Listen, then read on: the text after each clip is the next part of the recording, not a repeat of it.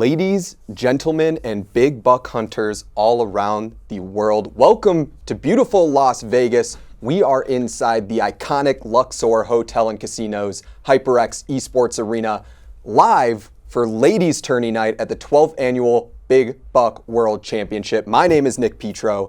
I'm alongside my good friend and CNN national correspondent, Omar Jimenez. For the second year in a row, we are the host for the official Big Buck World Championship pregame show. So Omar, I think when people hear esports arena, they probably think about like Fortnite. Yeah. Overwatch. That's another good one. Maybe some Call of Duty. We've been known to play. Nice. All good gaming buzzwords. Yes. Just throw in there. Yeah. But no, not tonight. We are here to watch 32 of the fiercest, deadliest virtual hunters in the world face off in Big Buck Hunter, a barcade game. And this isn't the first time. I think, at least for some of you all watching, this might not be your first time either. This is actually the 9th time that we have seen the ladies tournament as part of the Big Buck Worlds. And what is different though about this year is that really, when this started, this was happening in bars across the Midwest. It's only recently that it moved out here to Las Vegas. This is now the 3rd year in Las Vegas, the 2nd year in this beautiful esports arena that is housing ourselves, this studio, and of course, the competition as well. And one of the most beautiful parts that we're gonna have to be keeping an eye on throughout this is who's gonna be taking home the $5,000 grand prize. That's a lot of money. For this ladies tournament. And while that money goes home tonight, the forever part comes from who gets to etch their name in the jugs of destiny. I mean, yeah, that's certainly important. But win or lose, It's always a party here. We've been here quite a few years. It is. I imagine there's going to be quite a bit of bush beer drinking tonight. I can imagine. Maybe some other substances. I can't speak to that. But so you mentioned this is the 9th year of the competition. I have to imagine it's going to be the stiffest competition yet. 15 of the 32 participants actual dual qualified for tonight and the main event tomorrow for the Big Buck World Championship. That means for the first time ever, we could see someone win both the ladies tourney and the Big Buck World Championship tomorrow and take home a record $25,000. I'm feeling like this is going to be a historic weekend either way. So I'm right there with you. I hope it happens. Now, there are going to be a lot of familiar faces out there, people that we have seen, and for any strong Big Buck fans out there, people that you have seen time in and time again. But the X factor is the fact that there's going to be a lot of new faces out there. In fact, of the 32 competitors we are seeing, 9 of them brand new to this competition, 5 coming from outside the US, from Canada and Australia. And the reason why that is going to be important is because some of these regulars are going to be facing these new people for the first time, not knowing what they're bringing to the table. And by the time this is over, they might wish they never had to face some of these people. So we're just going to have to see. Yeah, I mean, that might lead to quite a bit of variation and variance in our final standings. But all right, before we get into the major storylines and who our viewers should be looking out for tonight, I want to talk through the qualification process, right? Of course, yeah. Like, how did these 32 hunters that are here this evening competing in the ladies' tourney get to where they are now? I mean, it's not like regular hunting. Big buck hunter is a year-round sport. It is, and it goes really qualification from November through September. 10 months out of a 12-month year, that's pretty much year-round at this point. And one of the key distinctions in this is that while it is difficult to make it to this skill level of play, it's not that hard to try. You can try, right? We could try. We could try. I don't know if we would make it. Yeah, I don't know if we'd make it. That's the difficult part. Certainly try. But we could try.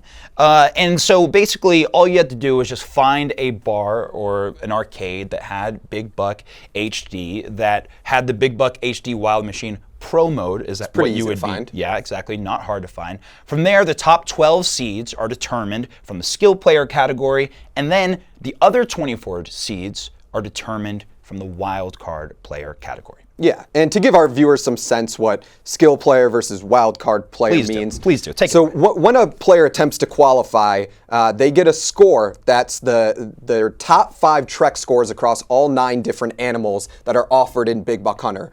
Those top 12 ranks from that become the top 12 seeds tonight as our skill players. The other 24 wild card players, their ranks are determined by their cumulative scores over all the 10 months of hunting. So either you got to be really good, or you got to hunt a lot, or both. So you with me on that?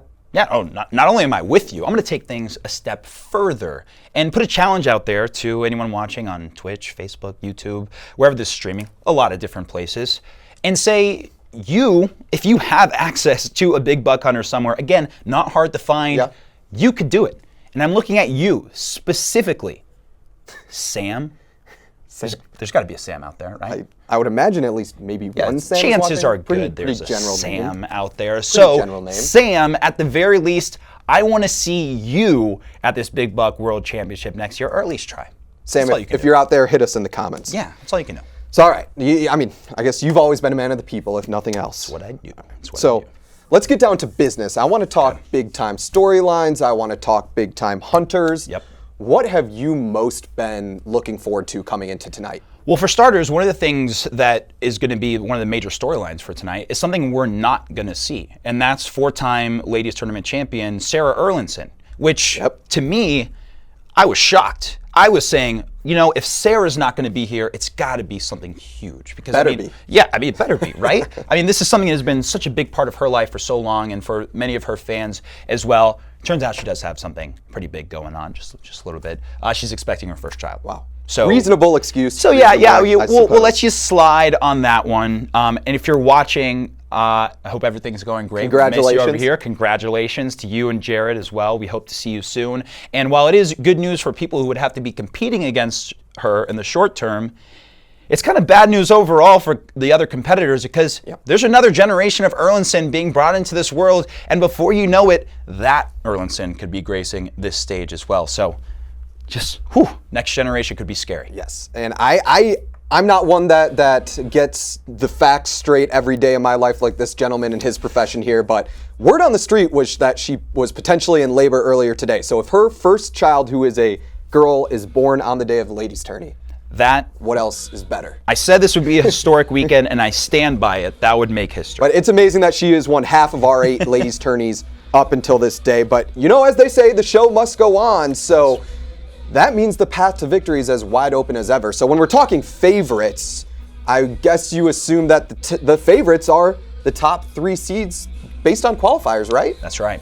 And so when you look at the number 1 seed in this tournament, that is Lauren Hope. Now, Lauren, very familiar with her. She was my pick last year to win the ladies tournament. She ended up finishing 4th, very respectable, but she didn't take that lightly. She went home, she worked even harder in qualifiers, and now comes back as the number 1 seed representing Canada. Lauren Hope this year looking to take away the hope from all of her competitors. You could put a positive spin on it, like she's giving her fans hope. Yeah, she is. Lauren Hope giving her fans hope, and then taking and ripping the hope away from her competitors. Yes, totally. Yeah, I mean, she's going to be a force. She's a force to be reckoned with.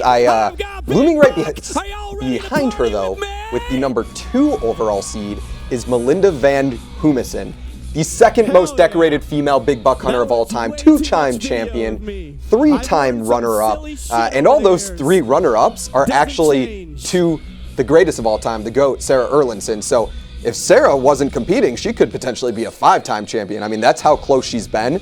So at the end of the night, Melinda's going to be in the mix. She's just way too skilled of a player not to, and one of the most lovable personalities out there too. So always rooting for Melinda. So we've got a Canadian as the number 1 seed, an American as the number 2 seed, and how fitting is it that we have an Australian as the number 3 seed? Let's go all the way around the world. All the way around the world. Brooke Schoenman, she finished 10th last year, but she's been working on her game amongst the company of some true veterans, including fellow Australians, Mark Santander, her boyfriend, and the World Championship runner-up for the past few years, Sean Chadwick, who we will see tomorrow. I've heard of him. Yeah, I've heard of him too. But those are people that have been so close to getting into that top tier elite for so long now. They are hungering, is that a word? Thirsting. Yeah, they are hungry and thirsting separately. They are thirsting to bring some hardware back to Australia, and that's a good company to train with. A lot of people say you gotta beat the best to be the best. It's more like you gotta train with the best to be the best. She trains every day against Mark and Sean. She gets out here, it's like no different to me. I train against the champions every day. Yeah, exactly. Right. Those are our top 3 seeds, though. But we would be remiss if we did not mention She one more hunter here. She may be the number 20 seed, but she's the defending champion. You see it on your screen, Melissa Romanick. Yeah, and we do not like to be remiss. Melissa is one of those under-the-radar people that may be a little hard to read when you talk to her. She's got a quiet confidence about her is probably the best way I would describe it. And I think she used that to her advantage last year when no one expected her to rip through the competition and bring home the title. Surprise viewers, surprise fellow competitors, and honestly, I think she surprised herself. Yeah, I mean, she's a stone cold killer on the orange and green shotguns. Yeah. You can see it in her face right now. Just not even fazed by anything that happens. But okay, so before we get into who we are personally going to be picking to take home the $5,000 tonight and be hoisting the Jugs of Destiny, let's each select a name that we deem to be an underdog, right? Maybe someone that might not be the highest seed in the competition, but at the end of the night, it would not surprise you at all to see her sneak onto the podium. Well, the key word there is sneak. And I did not, if you had asked me last year if this would have been my underdog pick today, I would have said absolutely not. But we just mentioned her. It's Melissa Romanick. She is the defending champion. An underdog? Yes. She's the defending champ. I know, but she comes in as a number 20 seed.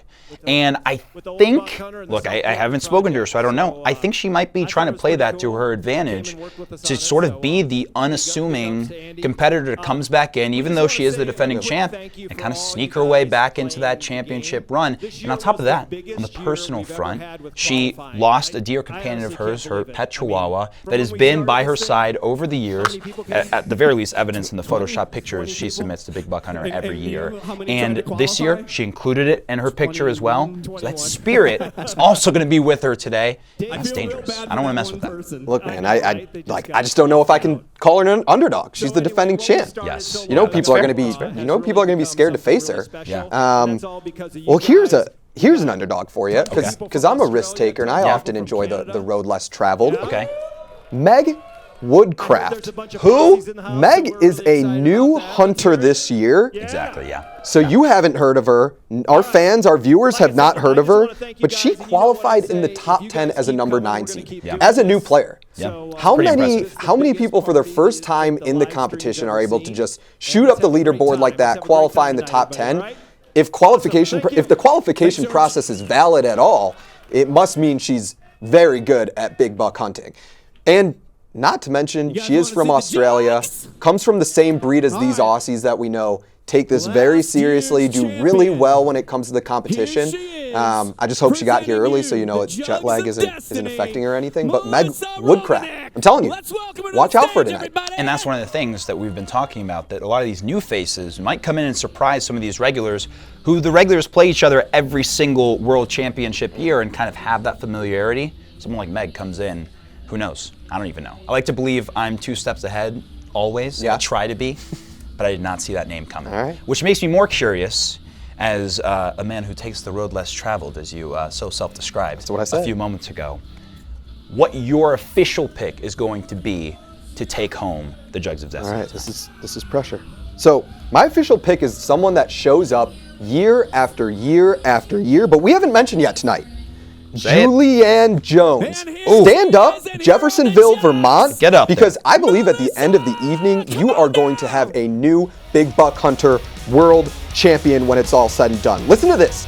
Let me get this right. She went 9th in 2016, finished 4th in 2017, and finished 3rd last year. You know what's happening in 2019? What?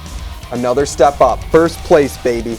Wow. So I know she's going to represent me well. I know, and I'm really excited to see how she does tonight. So, who are you picking? Well, technically on that trend, she could finish 2nd.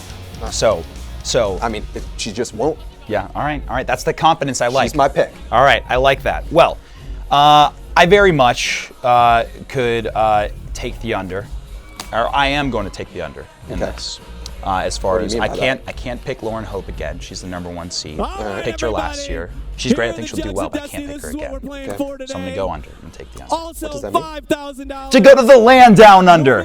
to Brooke Schoenman. Number 3 seed Brooke good Schoenman. pick. We talked about her earlier, coming in at the 3 seed. The competition, or I should say the allies she's been able to train with coming into this. Mark Santander, we mentioned him. Sean Chadwick, he's been multiple times a runner-up in the overall World Championship. These are competitors that have been on the edge of glory year in and year out. You think that doesn't come up in the off-season or the qualification season, competition and training? It does. That is a hunger that comes to you every single time you step in front of that arcade you're a true champion, game. yeah. And you think about that moment where you finish second and you say to Brooke, for example, look, we can't go home empty-handed. We got to bring something back to Australia. All right. Well, here's to hoping.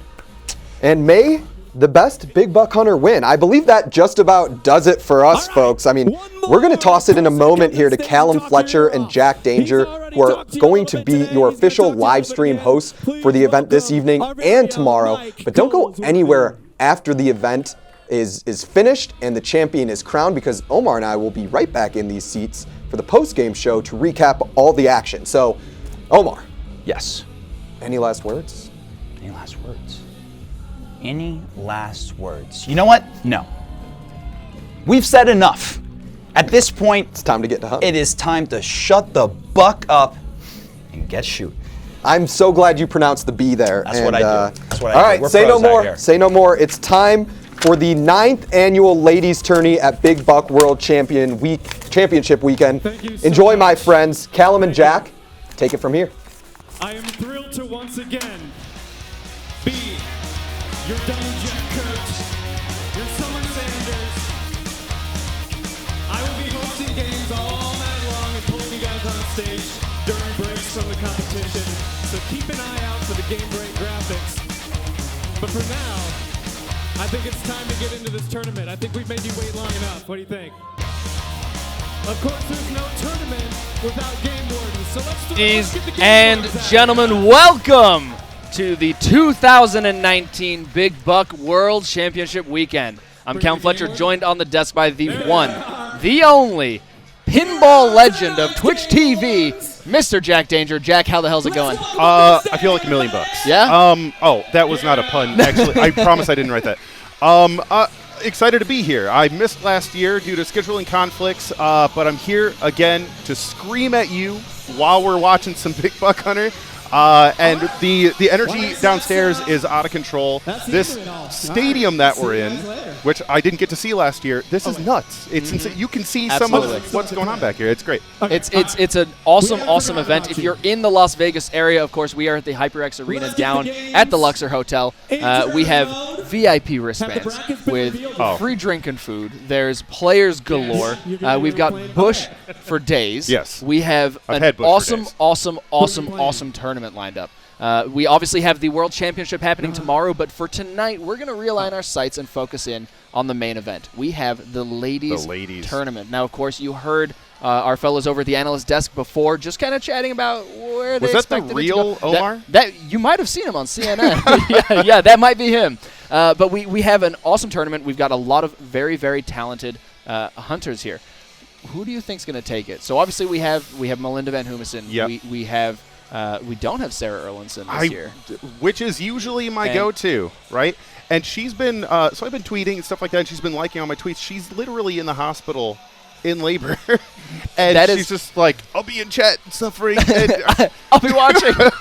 I'll be watching. Yeah. That's priorities if Yeah. I've ever seen it. I mean. So with no Sarah Erlinson being in this Yeah. tournament, it honestly throws a massive wrench into the really everyone's brackets, because typically Sarah's one of those forces that you're going to see almost 100% of the time in the finals. Yeah. Almost 100% of the time. And if she's not in the finals, she's in the top 3 or 4. Absolutely. Without her being here, who do you have it going to? Man, the door opens wide up. I heard Hope is someone that you really got to look out for right now. But I kind of like the OG heavy hitters. Okay. Like, I think I might be a Van Humison fan right now. And I think that's a very solid, safe pick. I am going to go ahead and throw it to Lauren Hope. I would love to see a Canadian take this one home. We do have a bunch of games getting ready. Our players are starting to head on stage. Of course, again, stay tuned all night tonight for the ladies tournament and all day for tomorrow for the World Championship. So let's break it down a little bit. While these players quickly get on stage, how do you qualify to be here? So 14,000 people played the pro mode, I believe, of the game, which automatically gives you some sort of qualification to play in this. And there's 2 separate ways, but for the ladies tournament, it is the top 12 skill players and the top 20 wild cards. Now there's 32 ladies here playing, and what's awesome is 15 of them actually dual qualified, so they can play in the ladies and the main tournament at the same time. And that's a really important thing to note, specifically because the ladies, if I understand correctly, can take home the most cash out of everybody. $25,000 if you win both. That's right. So if they win tonight and then they compete tomorrow and win tomorrow, they can take home $25,000. That's a big check. Buck Hunter. And there's our first 5. Yep. So we're gonna jump right on to game number 4. We have Alexis Murphy going up against Renee Swanson. Now Alexis Murphy coming out of New York, too drunk to buck, against Renee Swanson, who doesn't have a hunting party just yet. So yet. I like that they put yet on there. Yeah, of course. I'm curious to know how this is going to go. Alexis is a strong performer. She had a high finish last year, and she starts off strong, picking up the first 2. The third going to Alexis, 4th. Can she make it 5? Starts off with a huge lead. Renee does out. That's the thing. So let's break this down. Yeah. What did I just watch? So it looked like Alexis came out strong, actually bagging all of the bucks, but Renee doing out at the very end there really didn't matter that much because she was already sort of out of options there. 100%. So break down to me, what is a doe out? What did we see Renee just do just then? Right, so a doe out is obviously on the screen there. You can see shoot bulls, don't shoot cows. If you see horns, take them out. If you don't see horns, avoid at all costs. They are in your way. You don't want to shoot the does. The does immediately end your turn, allowing your opponent to take their time and shoot what they got to shoot. And it's an interesting game. So for those of you who are tuning in at home and maybe haven't seen this ever before or just need a quick refresher. So the way the tournament is broken down, each round consists of a trek. One trek is 5 sites and a bonus game. That bonus game is a 2.5 times multiplier. Oh. So you can absolutely have a massive comeback in that bonus game alone. When you do get to the finals, you're going to be playing a full adventure. If you're coming out of the reload bracket, you do reset the bracket if you win, so you need to win twice out of the loser's bracket. So just like any other tournament, and it's a unique beast because there is an element of strategy that you don't necessarily see when you're just watching and you think, okay, they're just shooting. There's speed, memorization. All of these players have these sites memorized. They can tell you exactly where the buck is going to be, how they're going to get the most points. And then there's the speed and accuracy element. Accuracy, distance plays a big role in what's going on.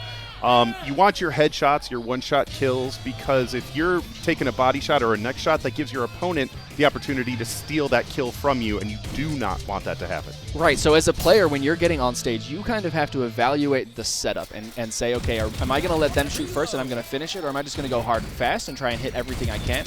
Do I go for the critters, right, which are the smaller points, but they definitely add up. And then, of course, when you see your opponent doe out, okay, do I now slow down and go for max points, which is typically what you'll do. You'll see them slow down, and you'll take those deep shots. And they'll just try and put up as many points as they can. When it comes to the bonus game, I think it's argued that there are some that definitely favor right or left gun. For the bonus rounds themselves. Precisely, because the screen will start on the left and swing in. Camera movement, got it. In which case the left gun is going to have the first sight, supposedly. Sure.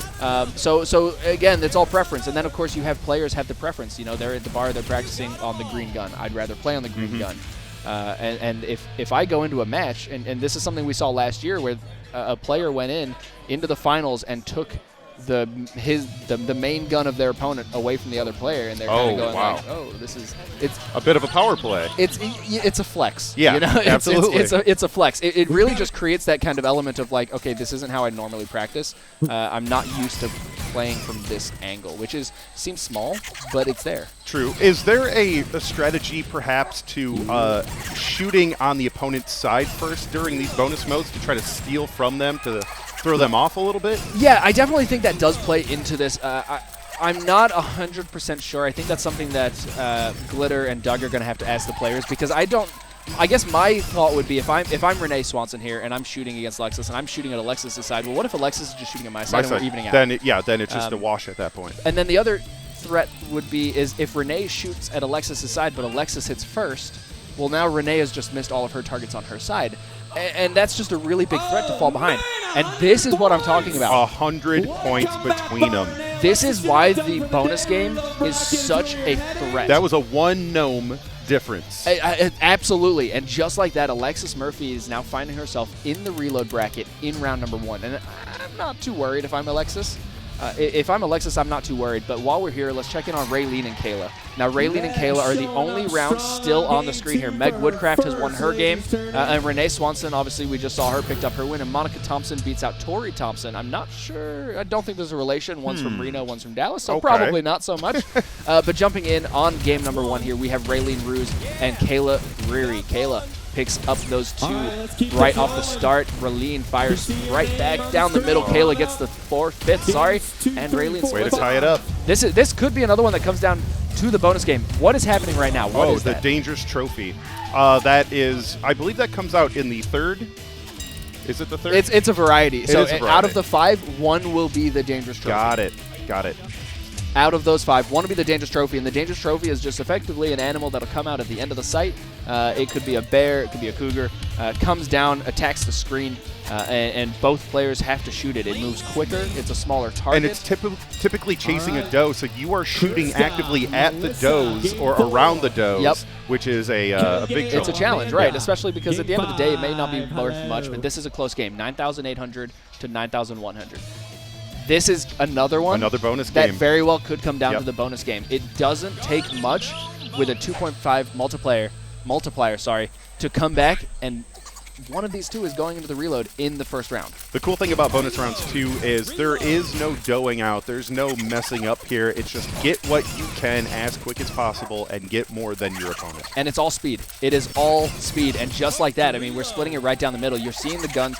Green is obviously prioritizing the left, and you're seeing the orange prioritizing the right.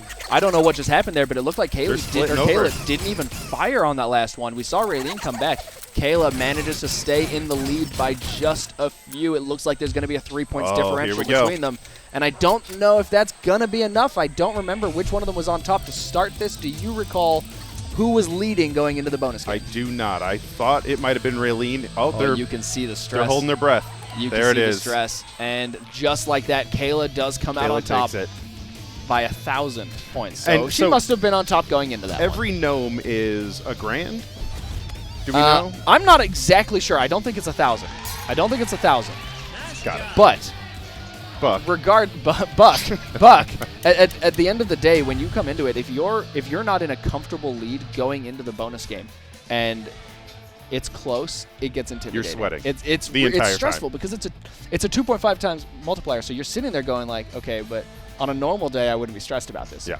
But could that have been enough to take it? And we saw countless times last year. I actually think Melissa, one of the biggest rounds she won last year, was on a bonus game in which she was down like 2,000 points and came in, swept the bonus game, house. And just like that, they take this lead.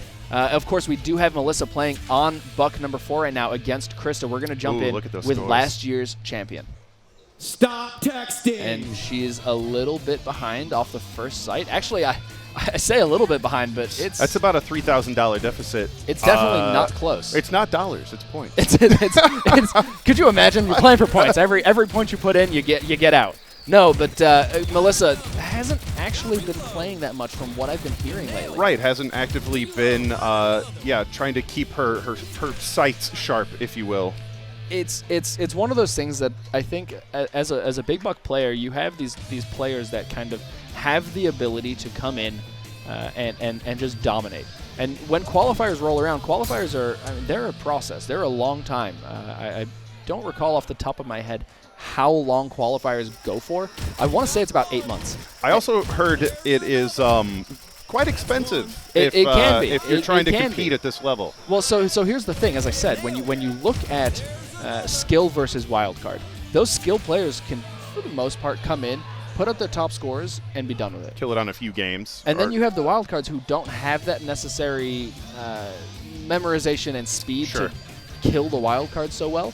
they end up having to put in more of a cumulative score. So, of course, those wild cards being cumulative of all your play and the skill players being narrowed down to your top 5 treks of over all 9 animals. So Melissa very well may have come in and just kind of said, hey, I'm going to just qualify for skill. It's going to be a cruise. I'm going to be no worries.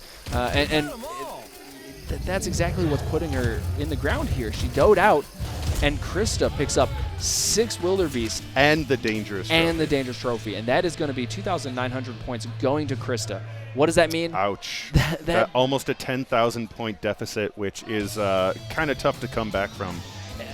I think it's impossible to come back from going into the bonus game. I think that's going to be Melissa into the reload bracket, and that's going to be interesting because now we've got 2 powerhouses in the reload bracket in the first round. You have Alexis Murphy. Oh, right. And Melissa. Dipping who won last year. As we said, keep in mind, we don't have Sarah Erlinson, so these brackets are going to be weird. You're going to see, and we've got a lot of new faces too. I'm kind of hoping for a new face, which would be fantastic because, as you mentioned, it is open now that one of our major powerhouses are out of the picture. But what's cool about the reload bracket is you still get to play, and you're fighting your way to the finals still. Absolutely, 100%, and it's a little more. I think there's some people that kind of go into the reload bracket as a motivator. Nobody wants to go into the reload bracket. Yeah. But I think what they'll do is they'll go into the reload bracket. Their back's against the wall. When your back's against the wall, then you're going to start performing. Then you kind of go into it and you say, okay, this is really good. Yep. And then from there, if you're consistently winning your matches, so if you've got to think of the anatomy of a bracket.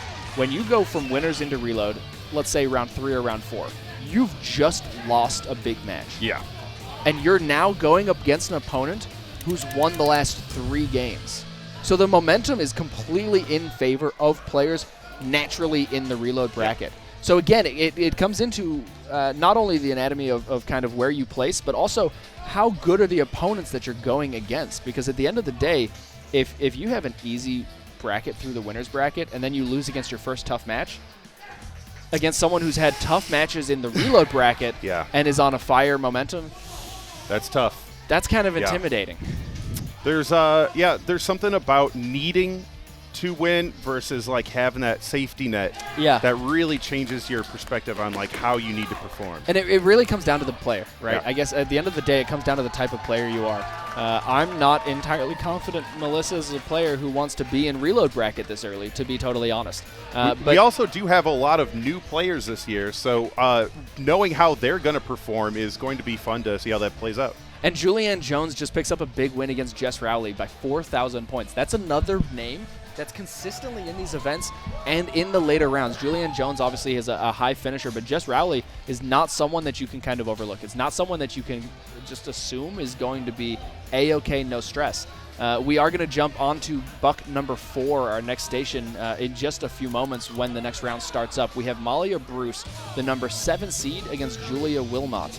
Now, Julia's coming into this a little lower seeded. She's coming in actually as an alternate, if I recall correctly, this year. Oh, did someone not show up? I believe someone didn't show up. So Julia's coming in as an alternate on the Beverly Killbillies. I love that name so much. Her new California hunting party against Malia Bruce. Now, Malia Bruce obviously coming in with a higher seed. Julia coming in with a lot more experience. Oh, an immediate doe out. And making me eat my words, Julia does out right off the start. Now, why is this so important that she doed out this early? Well, you miss out on every single point that is available and allows your opponent to take their time, maybe let some of the bucks run into the distance so you can get some of those distance shots. You're welcome to just plug as many shots as you want into these guys without fear of your opponent stealing your buck. And here's the thing, Julia has been in this position a lot. Julia is no stranger to competition. She's been around, and just like that, Malia Bruce does out. Julia Wilmot picks up 5 wildebeest. That is going to be enough to put her back on the board. Wildebeest is a big scoring round, so it's 2,300 to 4,000. One more good sight for Julia, potential doe out for Malia, or just a good bonus game can keep Julia in the winner's bracket here. Also, fun fact, Julia is playing with a hurt ankle right now. That's right. And still able to show up here. And I think Malia not going down easy, picks up 3. Julia is not managing to pick up any targets here. She does get a deep shot on that Irish elk. Irish elk, another big point scorer. Oh, huge points for those. But that's going to be a 4,000 point difference between these two. Julia is really going to have to perform here. Malia is going to have to doe out. And if Malia doesn't dough out, then Julia just needs to pick up every single target on this track. All right, let's see how we go here. Immediately, we got Malia taking the first 2 bucks there, going for the giraffe. 3, 4. Julia is looking for something. Malia just finally 4-2. You can see it. You can see it on She's Julia's not happy. face. The expression there. Malia, of course, out of nowhere. Last year was her first year, and she picked up a 13th place finish. Wow. So she's not I shouldn't say she's not been here before. She's not a stranger to competition. She's coming in with a 7th seed. She plays out of Minnesota.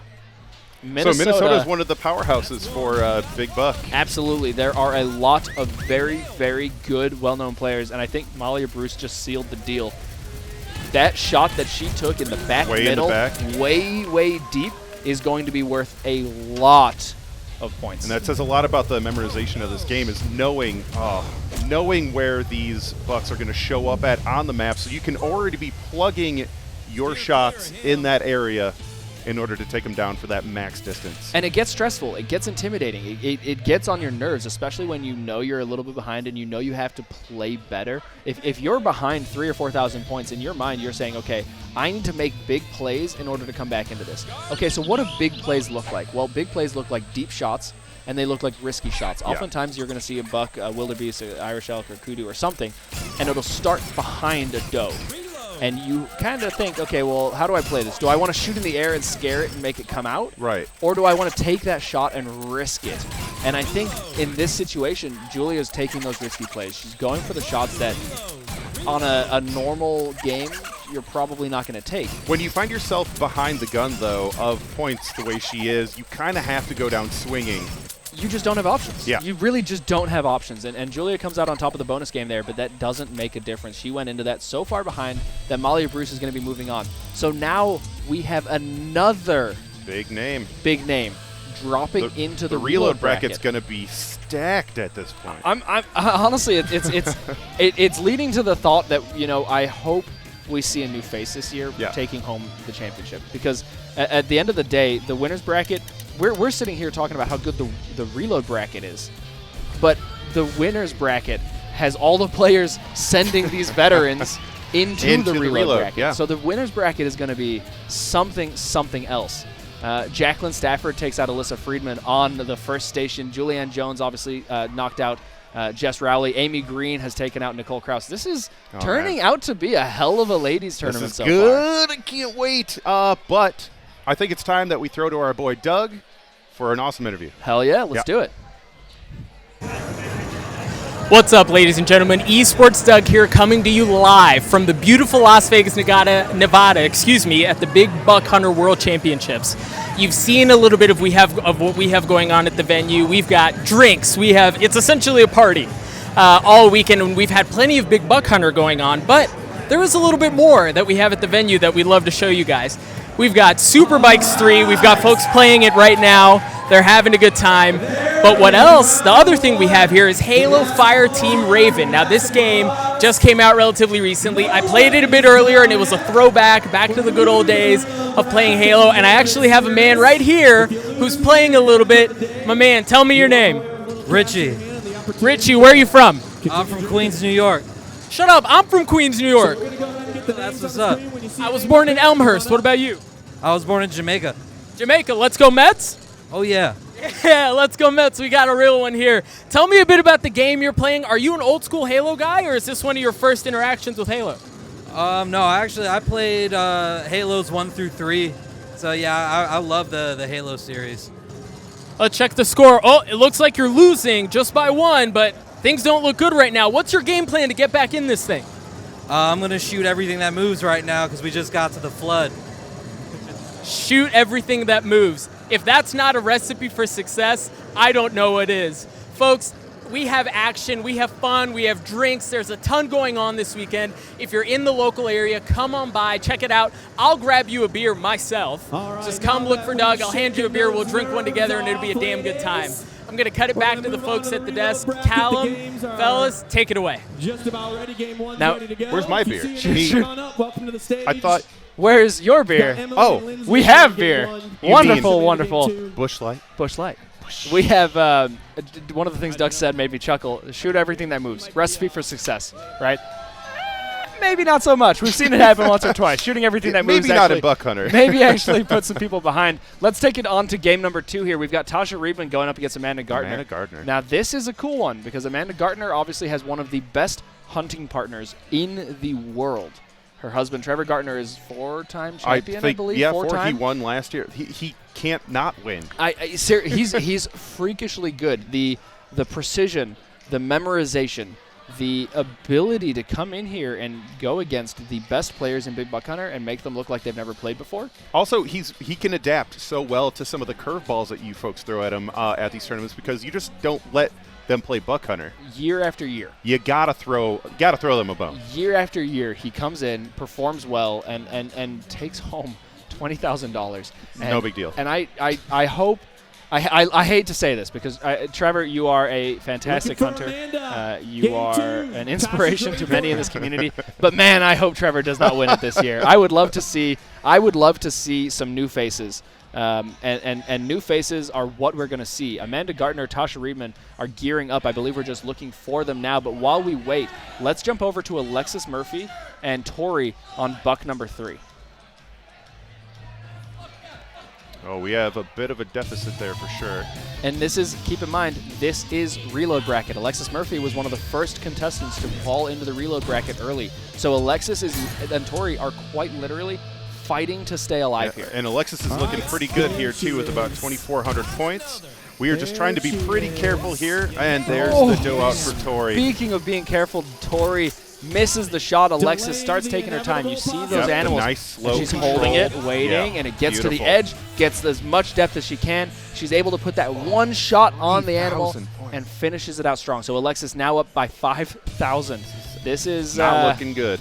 I think Tori's realizing the stress that's coming down from this match. Alexis probably feeling a little bit comfortable, of course, representing Too Drunk to Buck. Now, Buckzilla, Irish elk, and whitetail. And this is interesting because whitetail is one of the hardest animals. The players will tell you. They're very bouncy. Bounces, exactly. Yeah, they're very jumpy. They're springy. Buckzilla, an animal introduced last year, is kind of a monstrosity of a buck. But worth a whole lot of points. A hell of a lot of points. And the first one falls to Tori. Great Critter. shot. First critter goes to Tori as well. Tori picking up the third, and the critters look pretty most like they're going to Tori. Alexis struggles. I think she starts to feel the pressure, hits that dough out.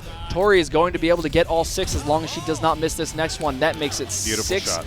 And the critters, keep in mind, she got all 6 critters in one sight. One sight.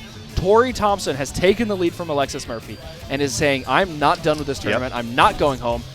You are. Huge, Alexis huge here. value there. I think picking the whitetail has strategy here. You're going to see zombie bucks. Now, this is an interesting iteration. Tell me about zombie bucks. Well, I'm just learning about these zombie bucks, which is hilarious. They are undead bucks that only, I think one of them will show up, but you can only destroy them with a headshot. So body shots are not doing anything, as you can see there. There's a couple of shots to the body and the neck. Yep. Another headshot, beautiful, picking off a critter. Who's going to get it? Who's going to get it? That would be Tori finally grabbing 2 of the bucks. There is the third one, ties it up. And the only misconception is all of them are zombie bucks. They are all headshot only. All of them are. The entire site is headshot only. So it comes down to a 3-3 split there. That's really what you want. When it does come into a 3-3 split, you're going to then look at range. Yeah. You're going to look at distance. You're going to look at accuracy. You're going to look at critters. Who came out on top of that? Who has the most points going into the last site? With 1 left to go. With a bonus game. And bonus can change things around, as we have seen. And you see the shots in the deep. They're both going for it. They're both missing. And Alexis Murphy does manage to pick up 3. You saw a quite literal silhouette. A circle of bullets shooting behind. If you were to look in the background, you could probably make out the shape of that deer in the riverbed down below. Alexis Does Out is not too upset with it, though, as she bags 4,800 points off of that. And there are just under 2,000 points that separate these two going into the bonus game. Now, the bonus game is 100% winnable here through the bonus. So either one of these players can still win it. The fly trap bonus is one of my least favorites simply because I am so unbelievably bad at it. They come out of their traps and then they wave around. It's very challenging to be accurate and fast. Alexis Murphy shows why I'm a commentator and not a player, though, as she's picking up 20-10. Alexis Murphy dominating the scoreboard here. Tori Thompson, I think, is going to be heading out of this tournament extremely early in. So those are only killable via headshots, I'm guessing. Just the giant bulbs. You can't shoot them in the neck or anything to knock them out. Correct. Got it. And Tori Thompson came into this as a 12th seed. She is dual Wow. qualified, Dual so she will qualified. have the opportunity to compete tomorrow. She'll be here still. tomorrow. Fortunately Fantastic. for her, which is good because she's out now. But not a stranger to competition. She picked up an 18th place last year. That's not necessarily the best. Alexis Murphy historically has been a strong player. I believe she picked up 4th last year. Oh, wow. And you've got to keep in mind there are only 32 players in this tournament, so picking up an 18th place finish, not necessarily where you want to be. On game number 2, we have Tasha Reedman against Amanda Gartner. Amanda does out. Tasha takes her time, picks up all 6 Wildebeest. Can she get the Dangerous Trophy? She does. Wow, and Tasha is a new player coming out of Everett, Washington. And yeah, I love these new players because you don't know what to expect from them, and she just showed that she is here to throw down. And I did have the opportunity to talk to Amanda Gartner before the event started, and I kind of asked, hey, how are you doing? How are you feeling? Are you nervous? Are you anxious? What? Tell me about it. And she goes, honestly, I'm nervous and I'm anxious, but at the end of the day, I'm here for Trevor.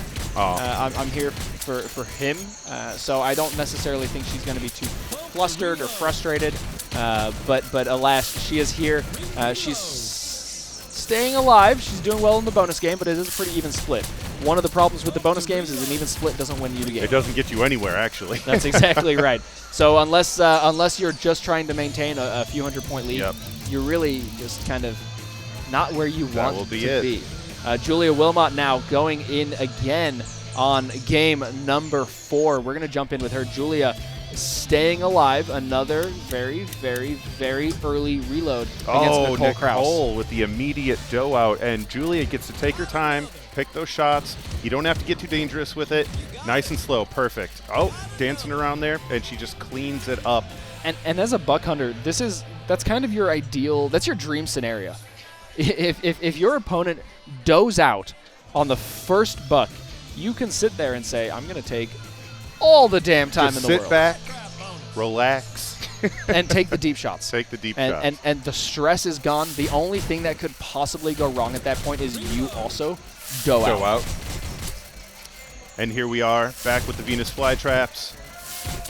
And that's going to be Julia holding a lead She's just again. maintaining it. But again, maintaining it. Going even. She doesn't need to. She doesn't need to blow her out. She doesn't need to absolutely stomp her. All she needs to do is maintain an even balance, stay alive here. She does exactly that. Perfect. 24-20. She saves herself from being knocked out completely. 44% accuracy, 44% accuracy. They both fired and hit and missed the exact same amount of shots. How insanely wild is that? But that does see Julia Wilmot moving on in the reload bracket. She does manage to stay alive. Fortunately for her, Nicole Krause, unfortunately, does see an early exit out of this tournament, and that's honestly just the way it goes. It's rough, it's competitive, but at the end of the day, there's a lot of cash on the line. Oh yeah. There's a lot of bragging rights on the line. If you can't be the best, you're not going to win. Now everyone competing in this, regardless, is walking away with something. That's right. That is right. And I don't know the prize breakdown for the lower tiers, but every single player that qualifies for the World Championship does get to take home a little cash, so it's a little awesome. And to be honest with you, this event in general is it's a reunion. It is a party. We have players that come here that don't even compete anymore, that just like to hang out with everyone. They just want to see their friends. Yeah. You get players that come and just cheer on their friends because of how great a time it is. I actually have a friend here from Connecticut who just, sure, I'm going to come just hang out and check it out. Just to shout at an arcade game. I mean, that's kind of exactly what we all live for. But we're going to be taking a little breakdown on the stage here. And guys, we've had a lot of fun in Vegas for the last 2 years. But before we came to Vegas and before we kind of found our hub here, we had an awesome time kind of jumping around the country. So one of my favorite events that we ever did, and this is the year before you got there, it was a unique challenge. It was an outdoor tournament. I saw videos. It was an outdoor tournament. We had a lot of friends come in. We had some friends from Twitch come in and do some filming. But let's take a look at Austin, Texas, the Big Buck World Championship of 2016. The future generation of Big Buck Hunters. Hey, what's the update? What's the update? Scott knows all the news.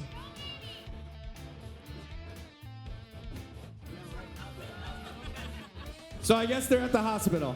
They're at the hospital, okay. No? They're not.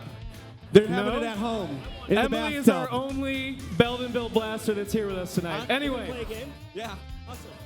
She's in the chat. Hi, Sarah. You could use that. We're going to be using this in a little game we call Heads and Tails.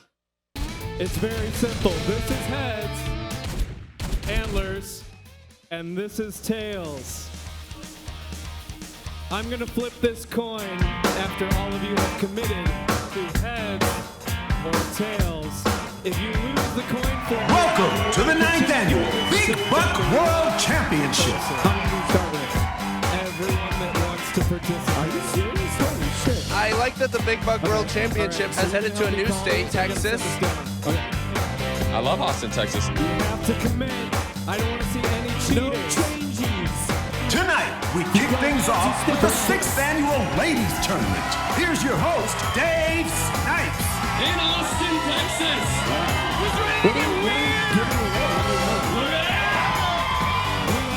The ladies in this competition are nothing to trifle with. They are just phenomenal. What is the Wheel of Tomfoolery? Oh! Can I come in? Can I come in? We gotta come in. All right, let's see it. Heads or tails, everybody. Heads or tails. Put them up. Put them up. Put them up. Heads or tails. This is the moment you've been waiting for. The championship round. Melinda jumps out to a big lead. Big lead. Anybody not taking it to her. Anybody that has heads or tails. Melinda Van Uberson, your 2016 ladies champion. Come forward. Come forward. We're going to do it again. All right. Buck loud, buck crazy, and ready to get bucked. Here we are to the Big Buck World Championship. We have a 64-player double elimination tournament. All of the best men and women from around the world. It's amazing to be outside.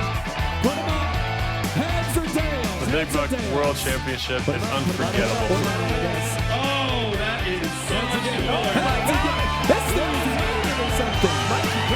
Chris Freed, Trevor Gardner, the best of the best, going head-to-head for $20,000. Trevor's racking up some big points. Trevor is just not letting up.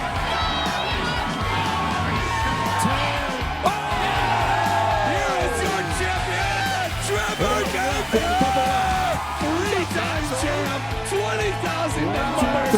Are you ready? Come on up.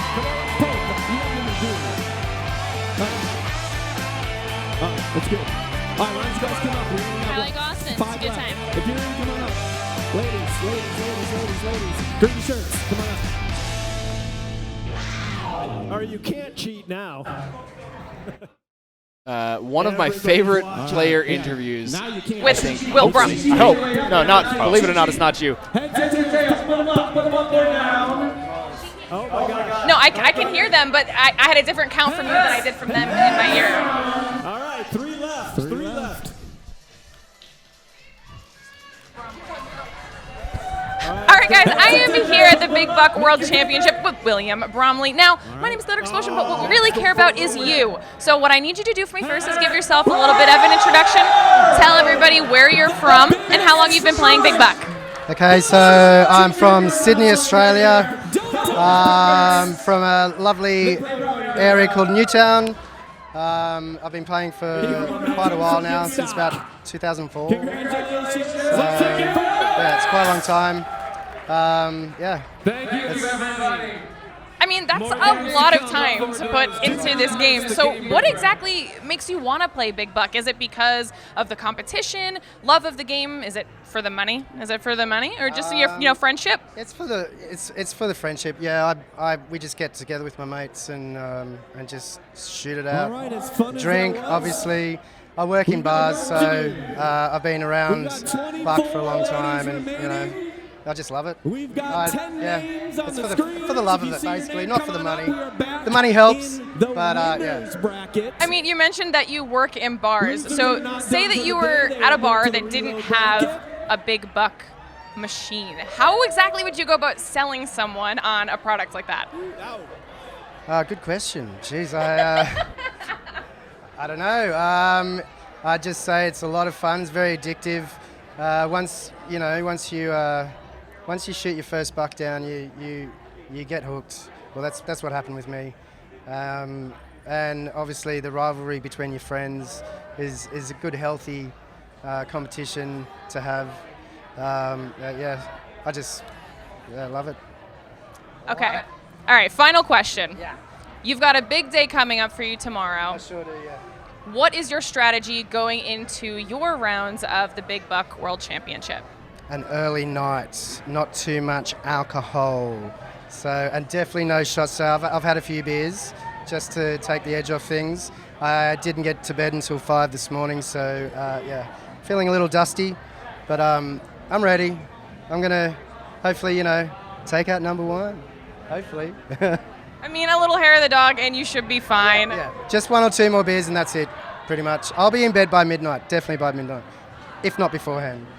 All right, well, that sounds like a great plan for me. Thank you so much for coming up here and talking with us. I really appreciate your time. We're going to send it back on over to the desk with Jack and Callum. And we are going to jump right into the action. Lauren Hope versus Kayla Greery, station number 3. Kayla surprising everybody with a dominating first sight. Kayla picks up a 2,200 point lead over Lauren Hope. Now, Lauren Hope, of course, one of the favorites to win it, coming into this tournament as the number 1 seed. A lot of people have been picking her as the person to win. Coming in at number 1 is that's something to live up to. So she's got some big shoes to fill. We'll see if she can do it. And she's fast. She is fast. She's very skilled. She's got a great hunting party to practice with up in Canada. Lauren Hope fires right back and picks up. Can she do it? Can she make it 6? Oh, finally she pulls one from 5. her. You'll see a little screen icon that comes up, pump to reload. If a player's firing too fast, obviously sometimes they just miss that little reload action. But just like that, Lauren fires right back, ties it up effectively. I got to say, playing this game, I obviously am not incredible at this game. I don't know how they're able to pump and shoot and keep their accuracy at the same time, because if you see, I'm shaking all over the damn place, and they're accurate out of control. It's interesting. People always ask me when I tell people I'm coming and doing this event, they go, are there actually pro players? Are people actually really good at Big Buck Hunter? I'm sitting here like, oh my God, it's insane. I thought I was decent. Yeah. And I will always remember a time where I challenged the president of Play Mechanics to a Big Buck Hunter match here in Las Vegas. And, we went into it, and I was in the lead at one point, and I turned around and I started talking smack a little bit, thinking I'm hot stuff and ready to go, like this is no big deal. And I got wiped. The floor was wiped with me. It was horrible. But just like that, Lauren does continue to build a little bit of a lead. It's still not out of the question for Kayla, and she does have 2 more sights and a bonus game. We let a few of those zombie bucks go, which were just points on the table that no one was able to collect. Lauren just taking everything she can. Kayla looking to grab something, does get a couple more bucks to tie it up there. And here's the thing. She hit 3, but she hit the deep shots. 162 man, yards. 1,000 points more. 1,400 points for 1 buck. So look at that course, deep breath. She's just like... It may very well have been 3-3, but when you do have those tied rounds, you have to start looking at the distance. You have to see who is taking those shots. And Lauren was the one taking the risk there, saying, you're going to have the close one. I'm going to sacrifice that one. I'm not worried about that, because that one in the background is going to be worth way more points. Lauren starts this one off strong. She picks up 3. The bonus, the birds flying over to Kayla. Kayla managed to secure one of her own, but Lauren is just shutting it down and picks up 5 with the bear coming down the middle. Kayla does out, which means Lauren gets the free Beautiful bear shooting. happening down on center stage. 3,000 points separate these two with one bonus game left. I'm not actually sure that Kayla has pull that out. any chance coming back from this. We've seen a lot of these bonus rounds. Pretty much every bonus round is 1-for-1. So unless a gun is dropped on the ground. That's a good way to look at it. Unless someone like falls, breaks their wrist reloading, something catastrophic happens, their floor panel of the stage falls out from underneath them. And as you can see there, they are keeping it 1-to-1, and that is not going to be enough to pull it out. But again, now we're in the winners round right now. So we've been jumping back and forth between the two. We'll be sure to try and let you guys know which one we're watching. Of course, the Canadian hunting party, all there. I love their shirts. They just loading what is it, beer into the shotgun? Yep. Oh, so they've got a beaver loading pilsners and he's shotgunning beers. Like that's literally that's genius. It's actually genius. But Drew Baldock came by, gave us some of those shirts earlier. So Drew, thank you. I cannot wait to rep them. But on that end of that round, of course, Renee Swanson does pick up the win against Monica Thompson. Meg Woodcraft coming out big against Sarah Brooks. That was huge. And Lauren Ho picking up the win. And on game number 4, Marion looks like she's she's fallen pretty far behind. Yeah, 12-3 is kind of a rough hole to be in there going into the bonus round. She is falling behind. Now, of course, Thumper. Oh, everyone knows Thumper in the Big Buck Hunter community. Melinda Van Humissen, one of the favorites to win this weekend. Honestly, in both events, Melinda's just a hot shot. But of course, her son has become a legend in the community. Starting out coming in as Suits as a bodyguard, but Doug is on the floor with Max. Doug, take it away. Callum, you're absolutely right. A legend doesn't quite cut what this man just came up to. Again, I'm here with Max Van Humissen. I'm Doug here at Big Buck Hunter World Championships in Las Vegas. Max, you just won the first game break of the weekend. It was heads or tails. Now, folks, if you are unfamiliar with the game at home or didn't catch what was going on, relatively simple game. Man flipped a coin, heads or tails. If you guessed right, you advance. And it started with the entire crowd. And while many started, one man was left standing, and this is the man right here. Max, what was your strategy going into that game? Up to the stage. I chose the one that most people didn't, so I'd win faster. Chose the one most people didn't, and it paid off just fine. Now, tell me a bit about your experience here. I know the event's going on early. You're very well-dressed, dapper, if I do say so myself. How's your time been this weekend? It's been fun. We flew in yesterday. And me and my dad dressed up for the ladies tournament because the first time we wore suits, my mom won the ladies tournament, so it's kind of a tradition. Have you spoken to her so far in the event? How is she feeling? How is the event going for her? She's feeling good. She had a bye in the first round, so she hasn't played yet, but she'll play soon. And with the way this man is dressed, there's no reason to think the results are going to be any different. Fellas, Callum, Jack Danger, back to you guys. Take it away. Thank you, Doug. Thank you, Max. Most dapper-looking gentleman I've ever seen in my life. You know, it's funny, too, because I made the comment when I ran into them yesterday. Last time I saw him even the last time you saw him, he was like this tall. And now he's our tall. He's a big boy now. He is. Of course. So Max is one of the Van Humissens, so we are going to take a quick look at what Melinda Van Humissen had to say. Of course, this is Melinda Van Humissen's 2018 interview, so let's take a look. And I'm joined here with Melinda, who's unfortunately out of the tournament, but tell me all about what I just missed. The competition is fierce tonight. I lost, first off, my first round was against Melissa Romanick. She got second last year, killing it out there. My favorite part about the Big Buck community, even when I just lost against Lauren, we hugged it out. She's my friend. I'm so excited for her, and you don't see that very often where you have stiff competition and all the love still there as well. My strategy to win when it comes to Big Buck is don't ever underestimate your competition. The women are fierce and they bring it. My advice for new players coming into the Big Buck community is to have fun. Try to breathe because the adrenaline is crazy. My favorite Big Buck memory is probably the first time I won the championships. It doesn't get any sweeter than the first time. And that's why even when I get out, I'm so excited for another person to get to experience that feeling. It's just intense and wonderful. You should come check out the Big Buck competition next year for 2019. It's a huge party and we want to see you.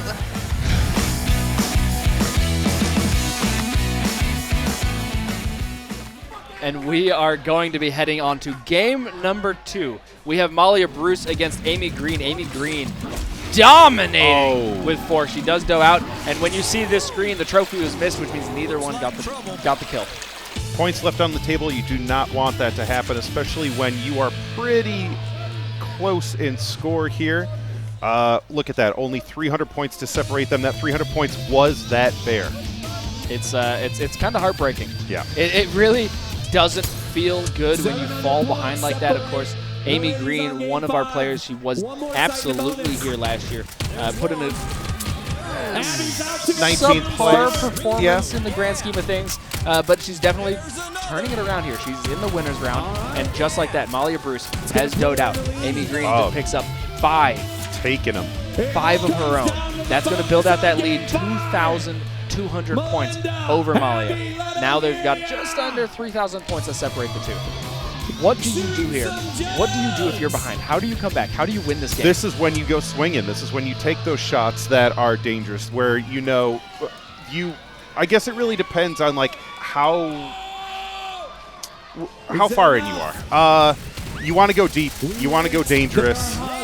We still have 2 more rounds, or 1 more round after this, sight. So you still want to swing because you don't want any option to catch up. And we just missed this, but Melinda Van Humison manages to stay alive by 400 points. Now that is what we talk about. When it comes down to the bonus game, that is what that means. 400 points can go either way in a bonus game. And that's like almost nothing when it comes to the bonus round. That was like 1 or 2. Easily just a few targets. Melinda Van Humison does manage to stay alive. Julian Jones and Jacqueline Stafford, also an extremely close game, 1,600 separate points. them. Separate Jacqueline them. moves on. That is another bonus game, just managing to stay alive.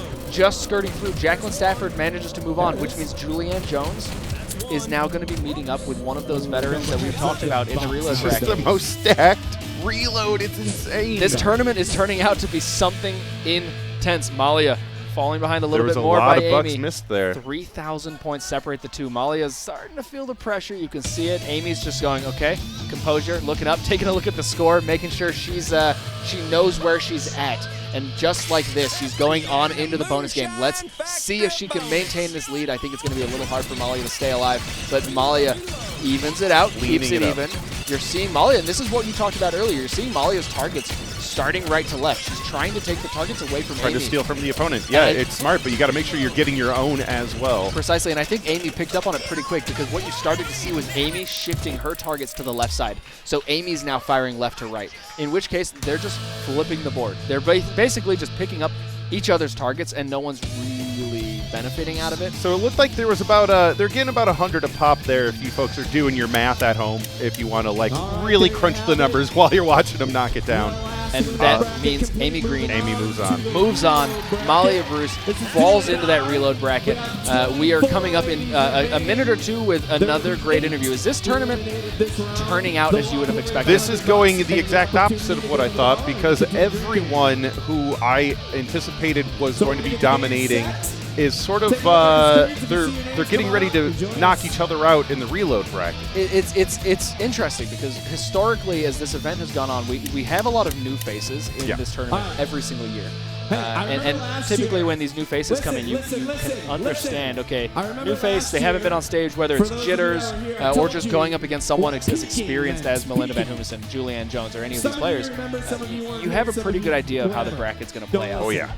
That is the complete opposite of what has been going on throughout this tournament. We have had so many good matches with high-profile players, new players that performed well in qualifiers, or just people who you just consistently expect to perform well. And you're sitting there going, wait, no, rewind. Right. That's not what I thought was going to happen. I expected this to be different because Sarah wasn't here and opening the door for some people, but this is different in a much weirder way than I thought it was going to go. It's exciting. This is what, if this is a preview for what tomorrow is going to be like, I don't know what's going to happen. Yeah. While we do have a little bit of time, I want to keep the focus on this tonight, but I want a quick thoughts. Who do you think is taking home tomorrow? Just keep that in mind next time you go to the bar. You think it's going to be Trevor? You think it's I had a feeling he was going to say Trevor. It's freaking It's Trevor. a safe bet. Yeah. Trevor's the safe bet. Yeah. Are you this Mr. Danger does not feel like the safe bet kind of man to me. Mr. Danger does not feel like the safe bet kind of You know, guy. here, let's watch this. You ready? It's going to be Amy Green is going to win tomorrow and tonight.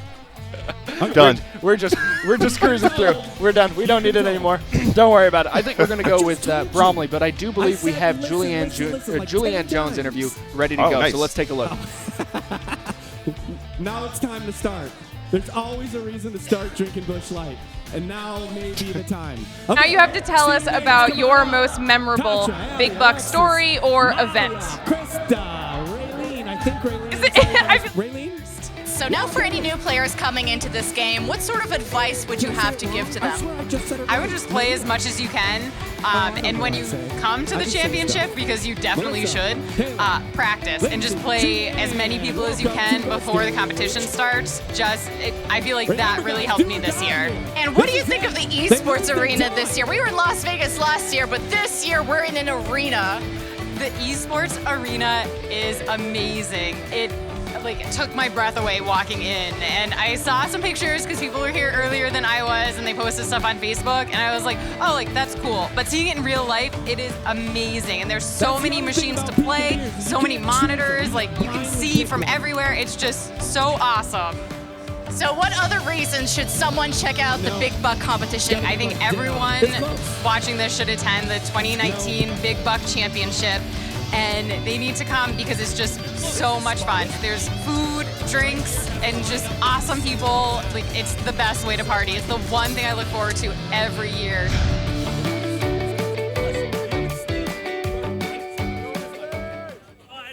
And speaking of Julianne Jones, I think we jump on to buck number 5, where Julianne Jones is currently facing off against the one, the only Lindsay Morris. I'm not entirely sure how this is going to go with how this tournament has paged itself out so far, but Julianne Jones is one of those players that you can't fall behind on.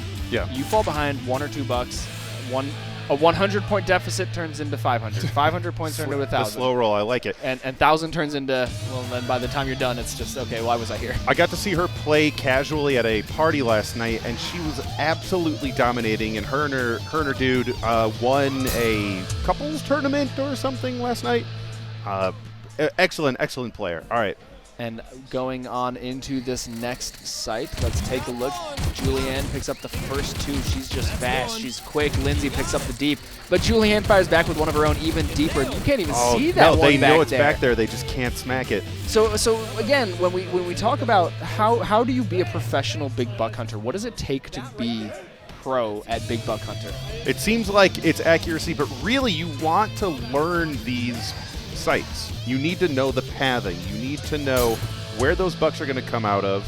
You need to know how to take those dangerous shots, and you need to know when to sort of hold on the trigger, let the does do what they got to do, and then knock them out. It's a memorization. It's speed. It's precision. Yep. It's kind of an encompassing of all of it. And what you saw on that last site, Julianne Jones and Lindsay were both firing at a buck that we couldn't even see. Yep. They knew it was there, and they're both halving with it. They're both firing at it, and unfortunately it did go into Julianne's pocket. So Julianne here does look like she's kind of sealing the deal here. She looks very excited to be where she's at right now.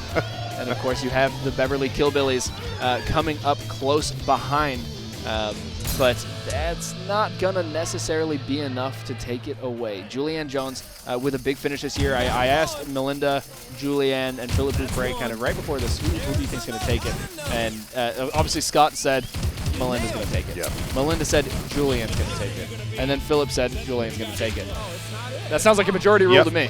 There's also, as you saw them chatting earlier before that site just kicked off, there's a lot of camaraderie here. You know, everyone's friends. You know, they've been coming to this every year, battling with each other, but it's all just a giant party. It's just a party. It's interesting because I'm a very competitive person. So if someone beats me out of taking $5,000 or $20,000, I'm never talking to them again. Yeah, we're not friends anymore. This is personal now. Yeah. I feel like you owe me the $5,000. True.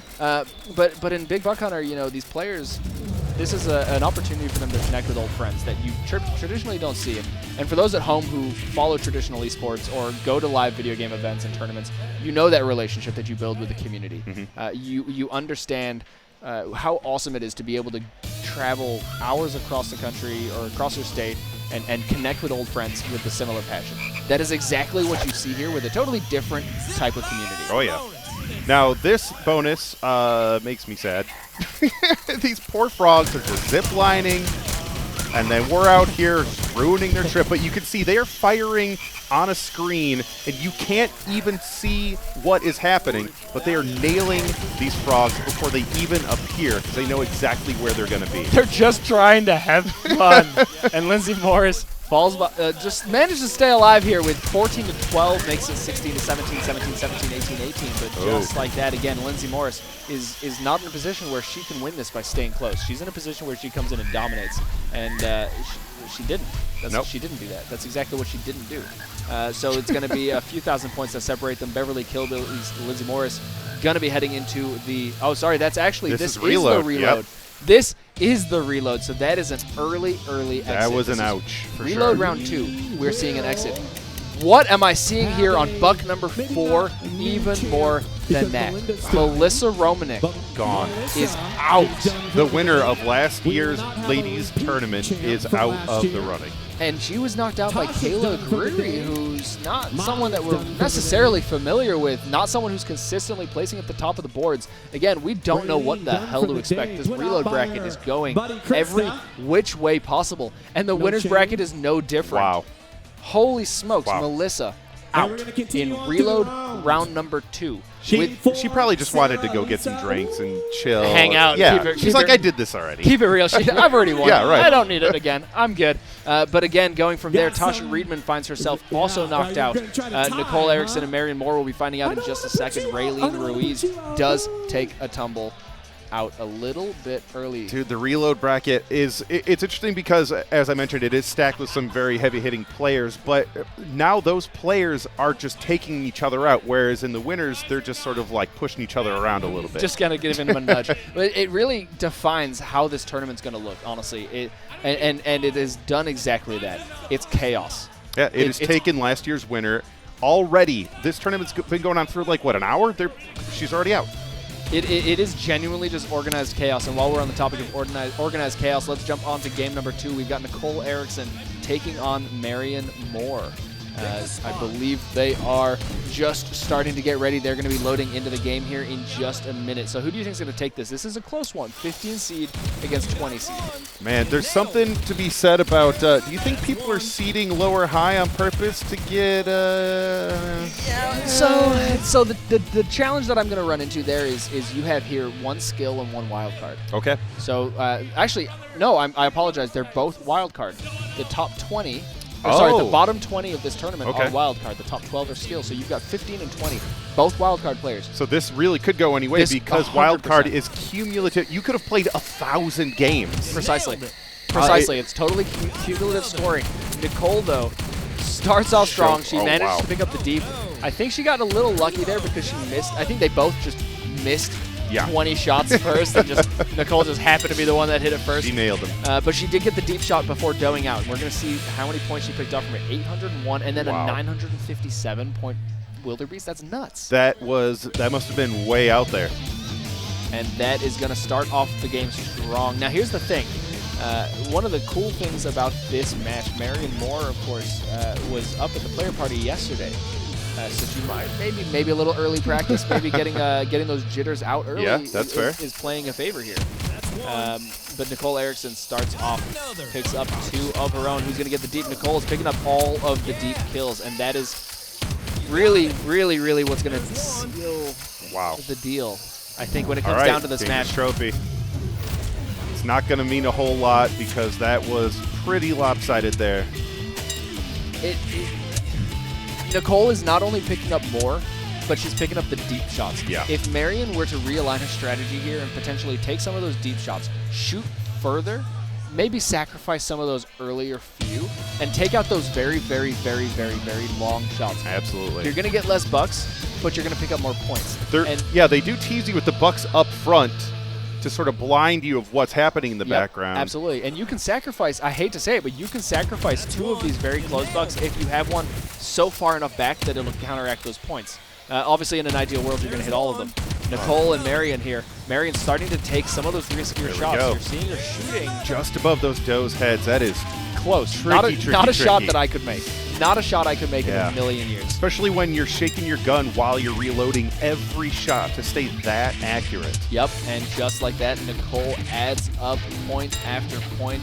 This last one does also go to Nicole. That's going to be 1,000 points that separate the two. 6 kills, 22 shots. Wow. This is not looking so hot. This is when I start getting anxious. Look at it, it's just going. I will say I like that they're letting the bonus count down. Like they're I wonder if that's an intimidation factor. If you know, just watch my numbers. You get to watch my score. You get to watch my score just rack the heck up. On a quick side note, Marion also she is a big pinball player. Oh yeah? Yeah. We had a very long conversation about her and her dude playing pinball out. Where's she from again? Marion Moore, that's a good question. I want to say it's Northwest. I want to say it's Northwest. Yeah. I want to say Portland or Oregon. Don't quote me. That sounds about right. But unfortunately, the pinball skills aren't transferring over. I don't know that it would. Just the same. $1 here to Lancaster, Texas. We were nowhere Boy, close. was I wrong. we were so far off, it's not even funny. But Marion really struggling to stay alive here. Now this is probably best case scenario for Nicole. It's a big point site. So as long as she doesn't really just screw the pooch here, as long as she doesn't fall out early. And Nicole is just she does out. This is Marion's time to shine. She did, however, pick up a very deep shot. Oh wow, look at it back there. Wow. That is going to be a lot of points, and I'm curious to know if that 1 kill 900 for that wall. 1 kill makes all the difference, because now you're looking here at 482, 1845. Wow, that was it. 212 yards. 12-yard shot, and she picked up 1,845 points. That was insane. That's more points than all of Marion kills combined. $1. $1. And if that's what I'm talking about. If you take those calculated risks, if you shoot deep into the back, if you say screw it, I'm not going to worry about any of these close shots, because I know how many points that's. You have to shoot through a lot of does, a lot of trouble. But if you can nail that way back there, and they do have that memorized. Like that's the thing that kind of blows my mind about these pro players. We've touched on a few times. How do you be good at big buck hunter? How do you know if you're a pro? It's when you can look at a buck and say, that's going to get me 2,012 points. I'm going to neglect that one headshot. I'm going to neglect every other buck here because I know that one is going to be worth more than all of the others combined. That's fair, yeah. That's how you know you're a good buck hunter. And Nicole continues to show exactly that. Nicole does manage to stay alive here. She's going to take home the win. She's going to walk on into the next round. Good for her. Marion, unfortunately, falls out of the tournament here. This is the reload round, so Nicole moves on to round number 3. Now, in that bonus mode, do you feel that it's lopsided towards the green gun? Because I've seen that happen the last 2 bonuses that we've done, is green sweeps that. Yep. Well, so this, again, goes into something that we talked about earlier about the potential of how the bonus games play out, because they'll start right to left or left to right. Yeah. And the way they sweep in might benefit a different gun. It could 100% have been gun benefit. It could have been just speed. I mean, Nicole dominated. Really. Oh, absolutely. She took that whole thing. So no doubt. I don't know if we can say. I do think there's a correlation. I 100% think there is a correlation between gun in bonus games. I don't know if that one was necessarily. Yeah, she already proved herself that she was sort of cleaning house there. So. Yeah, absolutely. Yeah. One of the things that we saw, guys, we're at the Luxor at the HyperX Arena here in Las Vegas. If you're in the city, if you're in the area, come on down. If you're a few hours out, it's probably worth coming down regardless. Absolutely. I came out from California last night at 2:30 in the morning. I don't know how you're still awake. And how I'm still doing it, how I'm going, but I am. And one of the things, one of the cool experiences about this event, obviously we have a game break happening on stage here, so there's fun and games that everyone can be involved in. There's arcade cabinets around the entire space, and one of the talent here, Doug, was talking a little bit about it earlier. Had the chance to chat with one of our players in the game. This is one of the most recent releases from Raw Thrills and Play Mechanics. This is Halo. You'll find out. In 2018, one of the world's best-known video game franchises invaded FECs as Halo Fireteam Raven landed to rave reviews from operators and players around the globe. Now, by popular demand, the epic scope and cutting-edge technology of this arcade behemoth is available in a smaller footprint. Introducing Halo Fireteam Raven 2-Player Edition. The teams at Raw Thrills, Play Mechanics, 343 Industries, and Microsoft Studios have taken an uncompromising approach to the design of this new location-friendly model. Everything players have come to love about the original is here. Breathtaking, high-definition graphics, booming 5.1 surround sound, immersive cabinet design. It's all here to keep players in the seats and the profits in the cash box. Over the course of 6 heart-pounding missions, players will experience the events of the Xbox sensation Halo Combat Evolved from an all-new perspective and visit some of the best-known locations from this legendary franchise. Each mission is another chance to compete for dominance with each other and the world, thanks to competitive online leaderboards. First-of-its-kind connectivity allows players to use their Xbox gamer tag and earn exclusive stats and rewards simply by scanning their phones using one of 2 integrated QR readers. Earnings reports don't lie. More than 50% of players pay to continue their games and experience the entirety of this epic 45-minute campaign. Empty seats are rarely a factor thanks to intelligent lighting that encourages drop-in play. And the fully lit character marquee featuring the Master Chief is proven to beckon new recruits from across the room. Summon a dropship of your own and bring all the action of Halo Fireteam Raven to your location today. The far side of the farthest shooting line. Far side of the farthest shooting line. Back up, back up, back up, back up. All right. Here's what's going to happen. We're doing that game's awesome. rounds. It's a blast. It's so much fun. I'm an old Halo guy. That's where I got my start in video games. Yeah. I love that game. I suck at video games, but I still had fun playing it. Anyway, Glitter has a special interview with Sean Stafford. This is the husband of Jacqueline Stafford. There you go. Who is actually still in the winners bracket. So why don't you take it away there, Glitter? If you've lost all your rings. Thanks, guys. Glitter Explosion here with Sean Stafford, as you all so aptly pointed out. However, I want to hear a little bit about you, from you. Tell us where you're from and how long you've been competing in Big Buck. Grew up on Long Island, lived in Brooklyn for a little while, rep the hat. Started playing Big Buck in 2012, didn't compete in the World Championships until Austin. Went 0-2 that year, and it's got better since then. Okay, all right. So then what first attracted you to playing Big Buck? I think like most of the people who play, my local bar had Buck Hunter, and you can only just stand there and drink for so long until you want something else to do. And shout out to Drew McClue. Drew McClusack taught me, Alexis Murphy, and my wife Jacqueline how to play. And we started with him, and he taught us how to play, and that's why we started playing. So then tell me a little bit about the Big Buck community. You kind of make it sound like you've got a lot of friends in the space. I try to explain this to people who, when I say I'm going to the World Championships, I'm like, wait, what? I'm like, yeah, but I know 99% of the people there. It's just a bunch of our friends hanging out. And I was just actually talking, my wife was playing, and she was playing another friend's wife, and we're like, we don't want to root against anyone. We just want to be like, hey, I hope you play well, and they win. But to come here, I like to call it like the drunkest World Championship because everyone has a great time. We're all friends, and just no animosity. It's just hangout. It's a great hangout, and then someone gets a trophy, which can't beat that. So is that how you sell people on coming to the Big Buck World Championship? Oh, I don't want anyone else coming because I want to be able to win. So the less, no. I do tell them like, you should play. It's a community. We all support each other. There's no animosity. Everyone wants everyone to do well. You want to do slightly weller than someone else. I mean, speaking of competition, who is some of your biggest competition here at the event this weekend? I would say I have no competition because I'm not going to win. But my first 2 wins, so I went 0-2 my first year. I lost my first match the next year, And then I had to play Kylie, who had just won the ladies tournament. I beat her, and then I played Skippy the next round, who was a former champion, and I beat him. So my first 2 wins were against world champions, and that felt really, really good. Okay, I'm going to give you a little bit of a softball here, okay? Who is your favorite player? Alexis Murphy. Jacqueline will agree with that.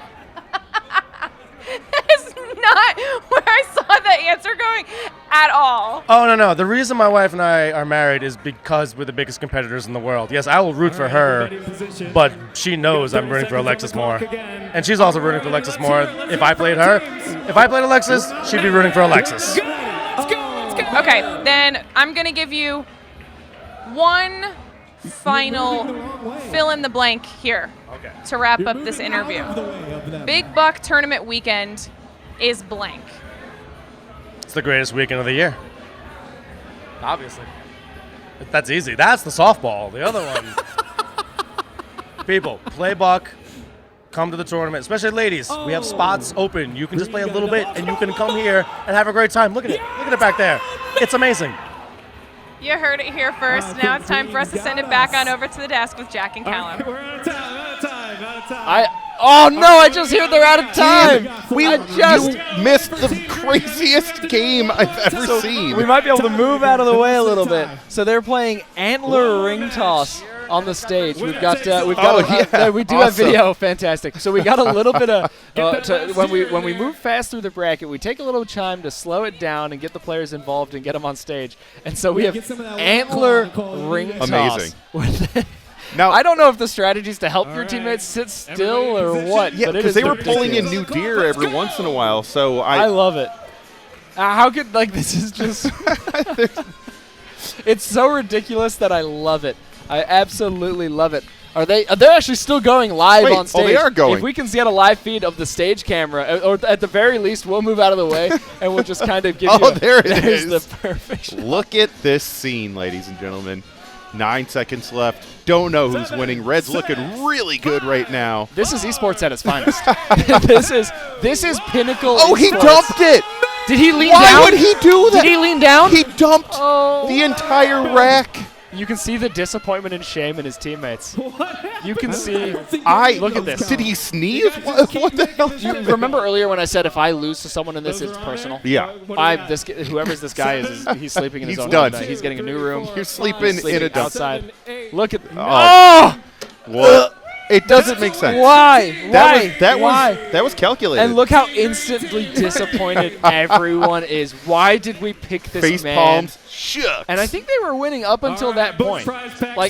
Yeah, they were. Okay. Look at this. Dean Vending's team in red picks up the win. What are they handing out? Was that black I think garbage bag? I think they're swag. Yeah, just here's a garbage bag for you. Clean up the mess you made. Here's a garbage bag for you. A garbage bag for you. No, I think they're swag bags. Nice. I have no idea. Hopefully they're just full of ring toss sets. Oh. Because to be honest, if they were though, I'd be giving the other team. I'd be walking around the strip with that thing on. You'd probably be one of the most popular people on the strip if you went out with a ring toss set of deer antlers on your head and a step stool so they can actually reach to get them on top of your head. Just kidding. I am that tall. Posing for some fun photographs back there. We are eventually going to jump back into the reload bracket here pretty soon. But before we do, we're going to jump in with one quick interview with Lauren Hope, one of our favorites to win this year. Yeah, bud. All right, round 5. Here we go. And I'm here with Lauren, who comes all the way from Canada. That's my Canadian sister right here. But what was it, Saskatchewan that you're from? Yep, Regina, Saskatchewan, middle of Canada. So, Lauren, what do you think of the competition through the ladies tournament? It was wonderful. There were so many good competitors this year. It's crazy. It gets better every year. So, what's the Big Buck community like in Canada? I love the game just because it's something to do. It's a fun game. They can get together with friends. So you're a pretty experienced player now. What advice do you have for new Big Buck Hunter players? Honestly, just play. Anyone that says they're not good enough, just play more. Don't get discouraged. Everyone, shoots a doe or whatever. It happens on the big stage. So just practice more and more. What do you think about the esports arena in Las Vegas? I love it. Great venue. production, obviously, you can see what it's like back there. So much room, and there's so many more games this year. It's such a fun day. Come check it out. Great venue, great production, and so many good players. On to game number 4. This is a profile match that I saw this name come up and I wanted to hit it. We've got Julia Wilmot, who obviously saw an early entrance into the reload bracket, going against Nicole Erickson, who has had a hell of a showing far in this tournament. So this is the reload quarterfinals. We're getting to the nitty-gritty. Oh, and we're obviously, this is where it starts whittling down, boiling down. You're going to start seeing scores that are pretty neck and neck because these players have put themselves against other people that have the same skill sets, as you would say. Julia from Los Angeles, California, again, working with a ankle problem and just murdering it right now. I really don't know what's going to happen because I'm looking at the matches right now. We've got Abby Rutko against Alexis Murphy. Now, Abby Rutko is not someone we know much about. Alexis Murphy is that veteran, but Alexis is behind. Sarah Brooks and Kayla Drury, both players who have played really well so far this tournament. Sarah Brooks managing to kind of take the lead here, and Julia Jones and Krista Penny are just getting started. We're going to focus in on this match specifically, though, because it is so close. What you're seeing on the screen in real time, Julia Wilmot, Nicole Erickson, neck and neck, reload quarterfinals, winner goes on, and there is just 1,000 points that separate these two players. All right, and immediately Nicole starts picking them off. Julia answers. There's a couple of critters going down, and an immediate dough out. Julia was not expecting that to jump out. You saw her trying to shoot for something in the back, and that dough just leapt right in front of her shot. And that's one of those things where memorization really plays a factor. Yeah. Because I hate to say it, but Julia should have known that was coming out. That dough was coming out there. Julia should have known that was a risky shot. Yep. And I don't think she was necessarily in a situation where she has to take risky shots. She's at that point, the game's pretty much tied. Yeah. And it's not random that dough was going to be there. That was calculated. Yep. And you don't want to be out this early. You don't want to fall. Look at those deep Nicole, shots, Nicole. Oh, that one buck all the way in the back. She actually nailed 2 back there that are just going to secure this amazing score for 4,600 points. Julia does out. Not only does out, but does out after a 1,700-point shot. That is going to be one of those things that's going to make it very challenging for Nicole to for Julia to win back. Julia, honestly,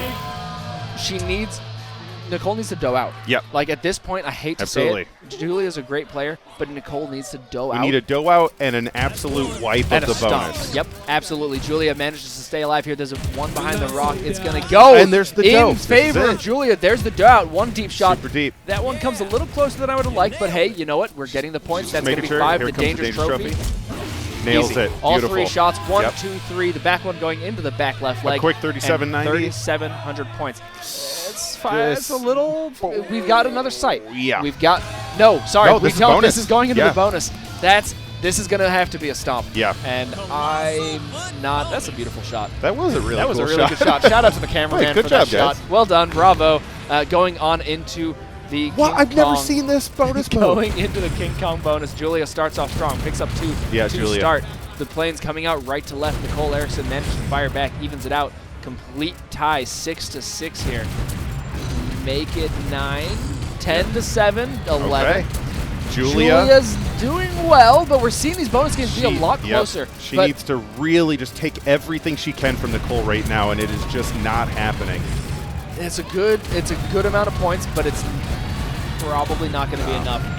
I'm happy with that. You know, if I'm going into that bonus game, that was a great performance. That was a very good round. She put up a very good fight, especially immediately going to the reload bracket, fighting her way through a few opponents there. But, you know, what a way to go down. And we're going to jump over to game number 3 really quick. Leanne Jones is comfortably fighting to stay alive. Comfortably fighting to stay alive. Comfortably. What do I mean by comfortably fighting to stay alive? You need about 3,000 points, and this has to be another shutout if this is really going to pan out. And Julian's actually doing pretty good. 10-2 is looking all right. Wow, she is actually stealing everything from Krista right now. is Chris's gun on? This is the performance that Julia needed last round. Yes. This is the performance Julia needed. But while we're gonna take a really quick look at the scores here. Abby Repko knocks out Alexis Murphy. Alexis Murphy out of the tournament. Kayla Greery knocks out Sarah Brooks. Now earlier on in the round, I actually said Sarah Brooks in the lead here, probably fine. Yep. Just like that, turns it around. Sarah Brooks is on her way out. Leanne Jones manages to stay alive and moves on to the next round. And Nicole Erickson does exactly the same. Amazing. Julia, Krista Penny, Sarah Brooks, and Alexis Murphy gone. Wow, out of the tournament. Julianne actually destroyed that bonus round. That was I haven't seen it that lopsided yet, which is pretty cool because that lets you know that can happen. 100%. It's tough. It's not easy. You know, when you're coming down to these bonus games, I think it often comes down to a pretty even split. But when you have someone that is just that much faster and quicker, and Julianne, I mean, it was just green. Yeah. Every plane that went down was just green. It was amazing. She was shooting her own. She was stealing some from her opponent. It just didn't look like her opponent's gun was active. So let me ask you this. With the way the tournament's been going so far, with the fact that I think all of our favorites are still in this tournament, who's going to win it? Are we still confident? And I say still simply by the fact that this has been pure organized chaos. Absolutely. You know, Julianne's looking pretty good. After seeing her perform last night just casually and seeing her, she's composed, she's happy, she's in a great mood, she's killing it. This is what I wanted. Mr. Danger picking someone out of the reload bracket to win it. That's what I wanted. I'm still going to go with Lauren Hope, and we're going to be able to watch her in just a second. She's going to be jumping on to game number 1 in just a few minutes against Meg Woodcraft. Look at this. We're looking at the winners quarterfinals here, guys. This is not what you expect. Wow. There are some names here that Meg Woodcraft, wouldn't really have expected her to be in this position. Brooke Showman and Jacqueline Stafford. I would expect Brooke to be here. Jacqueline, I think, is one of those players that I would probably expect to be coming out of the reload this late into the tournament. Sure. But she's putting on a hell of a show, and she's definitely a veteran player that deserves to be here. She's been in this tournament so many times. She's got a great crew with Too Drunk to Buck. She deserves to be here in the winners. It's just not a name that you necessarily kind of like, whoa, wait, huh, what? Hold on, sorry, what? And then, of course, Melinda Van Hoomsen and Amy Green. Obviously. Melinda Van Hoomsen, you expect. Amy Green, I don't know if you necessarily expect. I'm unfamiliar with her work. Yep. Yeah. And so before we get into this match, while these players are setting up, we're going to send it to the floor for a quick floor interview with Doug. Canadians. What's up, guys? Esports Doug here again at the Big Buck Hunter World Championships in Las Vegas at the Esports Arena at the Luxor. Beautiful venue. There's a ton of stuff going on. And while roaming the floor, I came across a group of unsuspecting folks who looks like they might be up to some trouble over here at the bar. So let's walk over here. Let's see what they're up to and see if we can, running into folks everywhere. Let's see if we can learn a little bit about them, who they are, and what they're doing. What's up, brother? What's your name? How's it going? I'm Drew. Say that for me one more time. I'm Drew from Regina, Saskatchewan. Drew from Regina, Saskatchewan. Did you fly here or did you drive here? We definitely flew here. Okay. How? Ways away. It's on the sign over there, 2,400 and something miles. I don't know what that is in kilometers. That's got to be one of the farthest, I would think. We try. Now, guys, what stuck out to me was their matching shirts. Tell me a bit about your matching shirt. What's going on here? I've got to see this. We have a beaver. He's shotgunning beverages. And actually, Tressel's brother designed this for us. You designed the shotgunning beaver. Tell me. We designed the shotgunning beaver here with our beautiful beer of choice, Molson Pilsners. That being said, we are very, very supportive of Busch Heavies, Busch Lights. We can't get these in Canada. Praise be to the Busch Heavies and the Busch Lights. Well, I caught you guys over here. It looks like you guys are up a little something. What's going on here? Oh, we might be having a shot or two. A shot or two. Would you like one? What I like.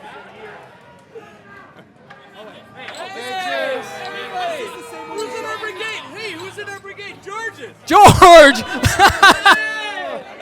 Cheers. This one's spot on. This is the most peaky beer I've ever seen. Callum, Jack, take it away. That is like quintessential Big Buck weekend. Callum, we're going to jump to game number 1. Lauren Hope is taking on Meg, of course.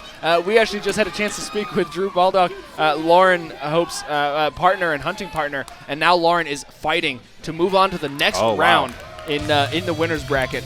Let's take a look, see what these scores are. Lauren Hope is up by 1,400 points. Now that's not much. That's not much, especially with 2 sites and a bonus. 2 sites left. She does continue to build that lead out inch by inch. Meg starting to struggle, staying alive. Brooke Schoenman is taking on Jacqueline Stafford in a really close game. But beyond that, Melinda Van Humison and Amy Green keeping it really close with just 30 points in difference.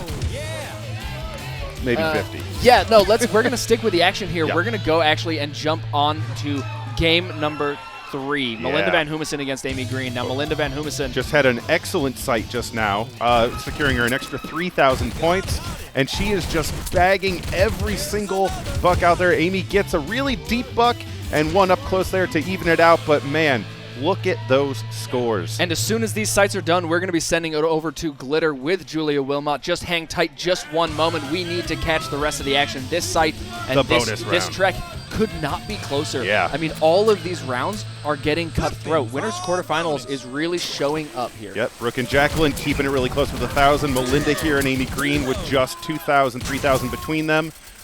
Melinda needs to just maintain, and she absolutely is showing up right now. And Melinda, I hate to take it away from you. You are performing well. I'm confident. I'm comfortable. You're going to take this one home. Yep. So we're going to jump on board with game number 2. Brooke Schoenman against Jacqueline Stafford. Only 1,000 points separate these two, and there is a site that just ended with a bonus game that's about to be played. And it looks like Jacqueline is up by 2,000 points. Now, that is probably getting close to the cusp of how many points you can make up. Absolutely. And I think it can. But Brooke needs to absolutely clean house. Oh, and she is definitely stealing everything she can from Jacqueline on both sides of the map. Holy, could Look this at be this, it? 13, 15. This might be. Jacqueline needed Jacqueline that. is climbing. She did need that. Yep.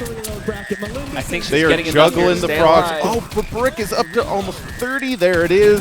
10 ahead of Jacqueline. I don't know if that's 2,000 points. I think that's about $1,000. I think that's only about $1,000. Oh, they shook hands. I think. Yeah, no. Okay, so 800 points. You're pretty much spot on the money. It does look like it's just enough. Jacqueline edges it out. Wow. For Jacqueline to move on to the next round. So Jacqueline is going to find herself in the winner finals. Yep. Or sorry, winner semifinals. Semifinals. Correction. Winner semifinals. But before we do that, we are going to send it over to Glitter, who is with the one and only Julia Wilmot. Thanks, guys. That was some awesome gameplay. And now we are going to be following it up with an awesome interview over here with Julia Wilmot. So can you please, give yourself a quick introduction, tell us where you're from and how long you've been playing Big Buck? I'm Julia Wilmot, and I hail from Los Angeles, California, and I'm part of the Beverly Killbillies hunting party. And I've been playing Big Buck since 2007. Can I just compliment you on that hunting party name? Because that is freaking awesome. Thank you. I did not come up with it. David on our team came up with it and designed these awesome shirts. So, love it. It's all very fitting. Now, tell us a little bit about your history with Big Buck. Yeah, so I started playing in 2007, like I said, where our coworkers would kind of just go after work to blow off some steam. And it turned out I was pretty good at it, and so eventually they started kind of like hustling me out to like get free beer.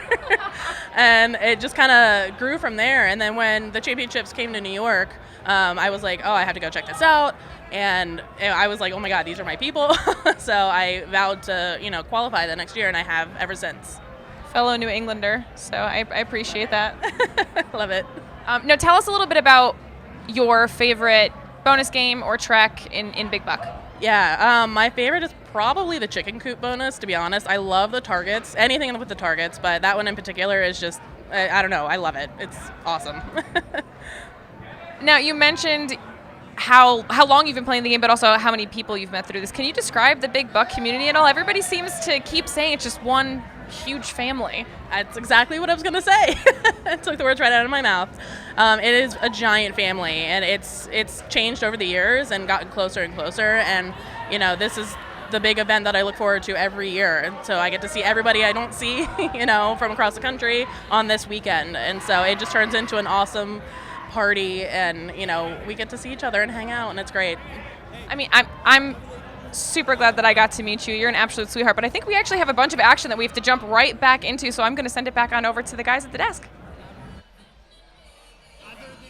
And jumping into the action on game number 1, we've got Meg Woodcraft against Abby Rutko. Now, there's a reason we jumped onto this game. Abby Rutko just came off of a big finish where she took down Alexis Murphy. Yep. Big name, and Meg just getting her time to just shoot whatever she needs to shoot. Headshots, long distance. And Abby, unfortunately, doed out pretty soon there. You could see she was very upset by that. But really a 2,000-point deficit, not even 2,000 points, is not really that bad because we still have 3 sites to go. And moving in, Abby gets to choose. I hate to say it, but Meg Woodcraft, Abby Rutko was in the lead pretty comfortably there.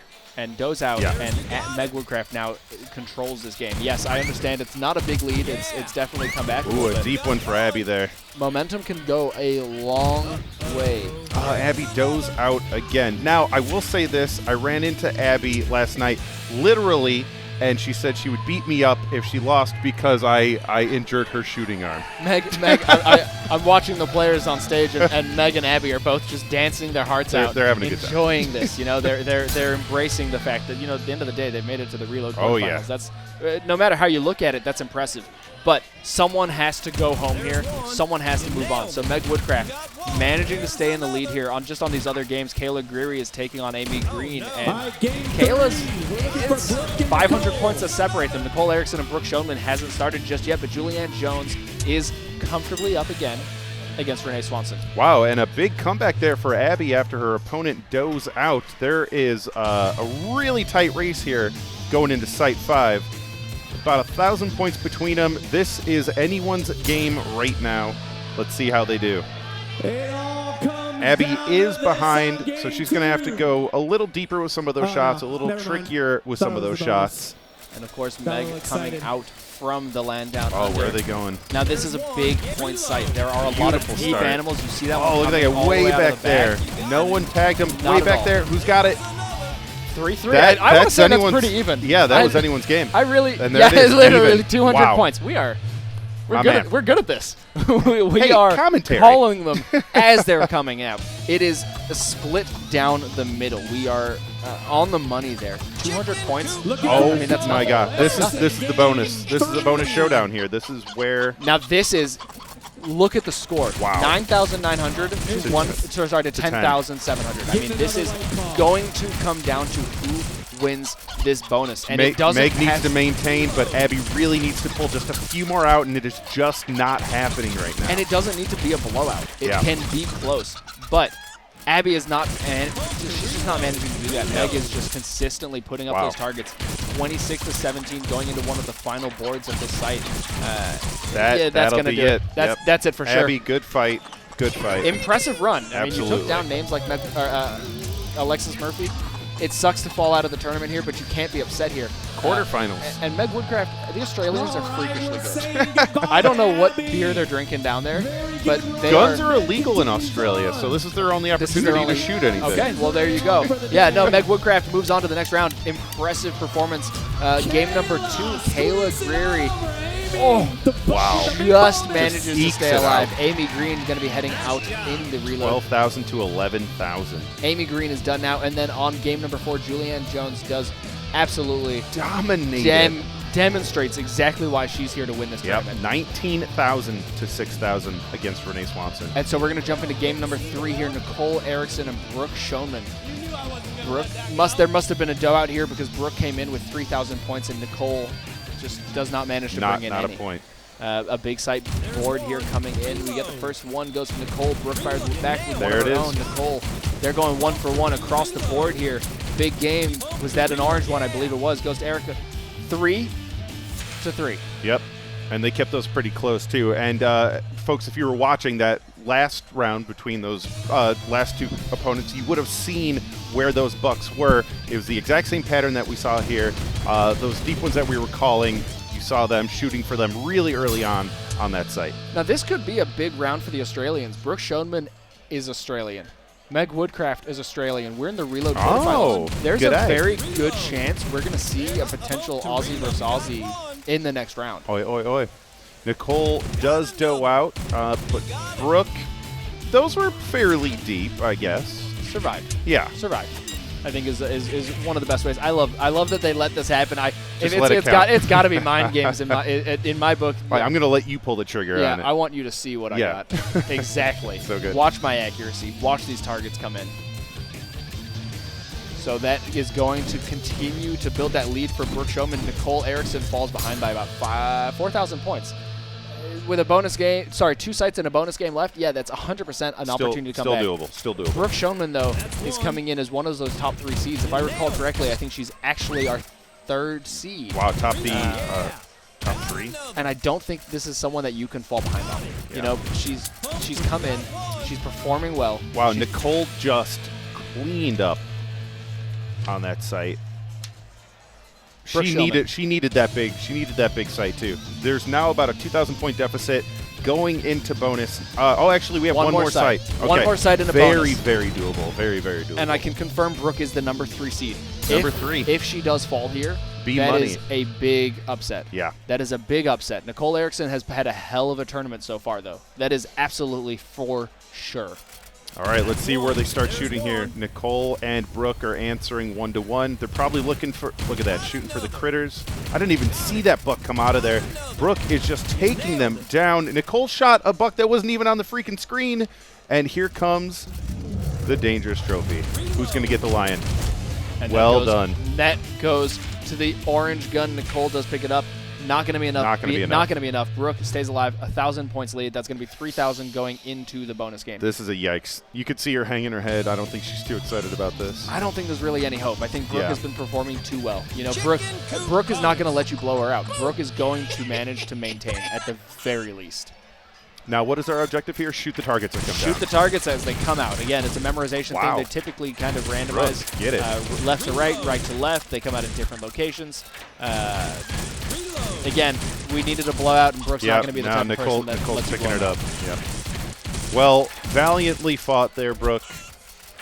This is exciting for me because we're going to see Aussies dominating the late stage of this tournament. We got Meg Woodcraft and Brooke Showman in. We not only that, but we have the Canadians in too. Lauren Hope is still kicking ass and taking names. Yo, USA, where you at? Show up. Let's go.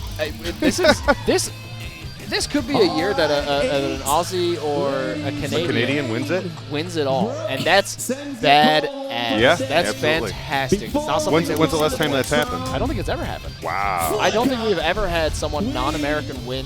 We got close last year. Yeah. We got very, very, very close last year in the World Championship, but not in the ladies tournament, and certainly not as close as it could come down to here. Now, we've been in Vegas for, this is our 3rd time in Vegas. We were at the HyperX Arena last year, and before that, we were actually at the Hard Rock. That's where I was. That was our first event casting the best together. event because I was So let's take a little trip down memory lane and take a look back at Las Vegas, our first event in the city. I need you to choose. Welcome everybody to the 10th anniversary Big Buck World Championship in Las Vegas. Let me hear ya! Amy's back on stage. Brad. Ladies and gentlemen, your MC, Dave Snipes! Welcome! What's up? We've got the ladies tournament tonight. I love the ladies tournament! We have 32 of the best female huntresses.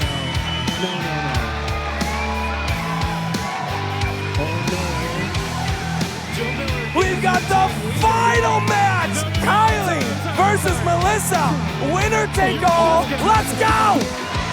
We've got a great matchup. It's anybody's game at this point. The ladies tournament is on the line with one side left. Oh my God! There you go, ladies and gentlemen.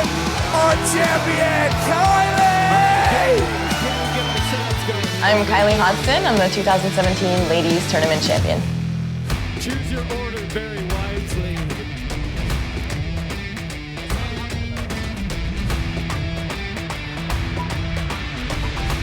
I'm so glad to be in Vegas. Awesome fun party. Look out,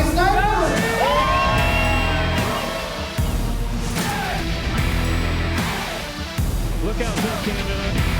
The 2017 10th Anniversary World Championship. 64 of the top big buck hunters in the world are with us tonight. It's $20,000. Are you ready? Let me know.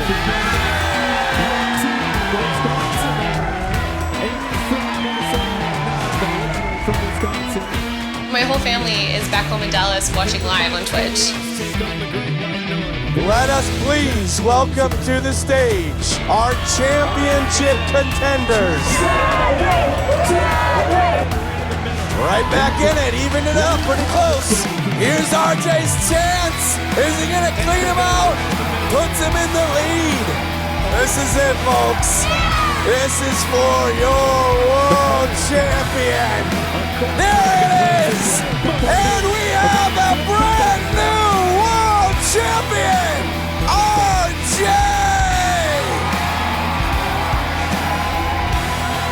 My name is Rogelio Angano, I go by RJ Angano. My friends call me Beast Mode, and I'm the 2017 Buck Hunter World Champion.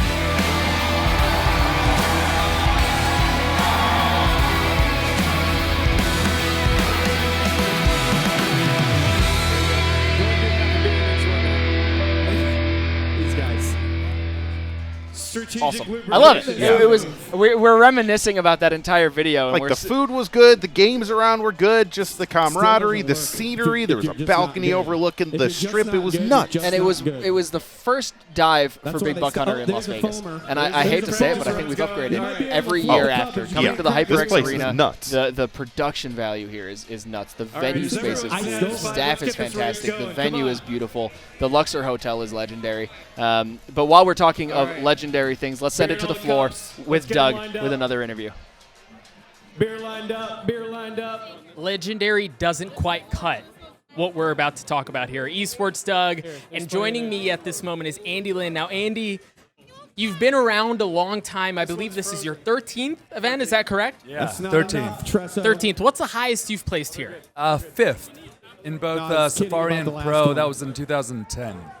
So the man's been around a long time. He places pretty damn well too, but he's a jack of all trades, if you will. He doesn't just compete pretty well, but he also creates something really cool that we're standing in front of right here. Andy, what are we looking at here? So this is called the Self-Portrait Project. This is what I do full time. This is the first time we've got this particular incarnation of it.